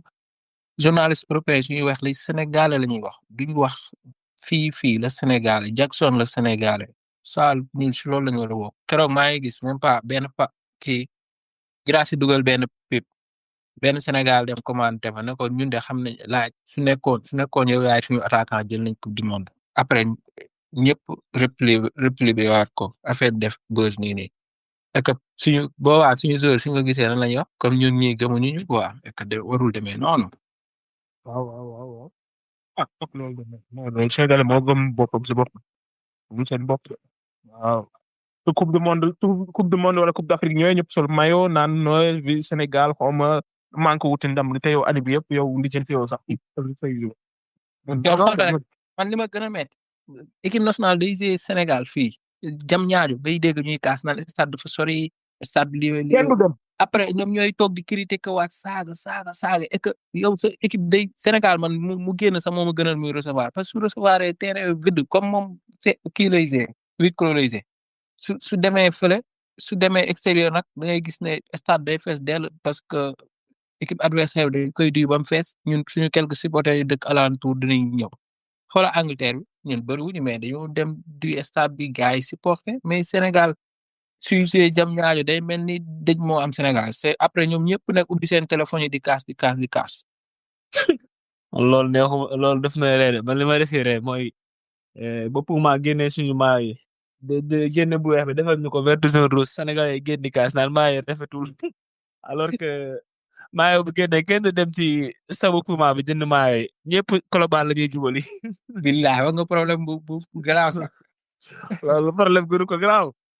non man benn xam ban moo ma def ree am na benn instant fédération bi xaw a jéngu ne nii ok léegi nañ fexe ba kii moyens yi jógee seen bu mu dugg xam nga dañ koy fàttali xaw ma bañ bloqué woon moyens fals yi quoi fële ay kii port gars yi génn naan lii du yoon si la ñu war a tekki nañ bàyyi mooy dugg affaire ma ne léegi imagine ban sponsor moo ñuy nangu sponsor parce que da ngay gis kii sa 100,000 francs duñ ko jaay Sénégal ñëpp mooy 10,000 15,000 la ñuy jënd c'est li ma gën a métti da ngay gis koo xam ne nii man loolu moom gën a métti benn jour maa ngi ko doon publier da ngay gis benn présentateur bëgguma citer seen nom parce que tooñ baaxul c'est doo xam fan la livre dem da ngay gis présentateur bu mag boo xam si télé yi nekk journaliste bu mag mu dem sol benn moyen boo xam ne nii existé wul Sénégal moyen bu noir ñu def si drapeau Sénégal def si lépp kii defal moyen bu orange ñu toog si digg télé di def émission télé sol ko dégg nga loolu moom dégg rek kon boobu wallahi sama xol day bon dégg rek kon boobu yow nga nekk si journaliste doo dem jënd sa moyen bu 80 € original sol ko mais yow false yemoo si false kese rek mais nga dem sol bu ñuul boo xam existé wul fenn wala bu orange ñëw na tëb ak moom si télé bi c'est gars yi c'est normal quoi man dama naan ba pare suñ jógee di sonal nit ñi. non boy loolu moom journaliste yow war a représenter sa réew di sol ko foofu sama jaaree ko war a sol nga xam day dem ba xam day dem Colobane nga jëndi ko fattat bon dañ ko yemale foofu gaan naa dinañ defaat épisode su phase de élimination bi commencé ci coupe du monde pour club bi 8e de finale quart de finale ak yooyu incha allah bu defee ñu doon ñëw wax ci dañoo waxaale ci combat yi tamit combat yi war a ñëw tamit dinañ ci wax incha allah waaw xam naa ñu jox leen rendez-vous semaine prochaine rek waaw jaajëf.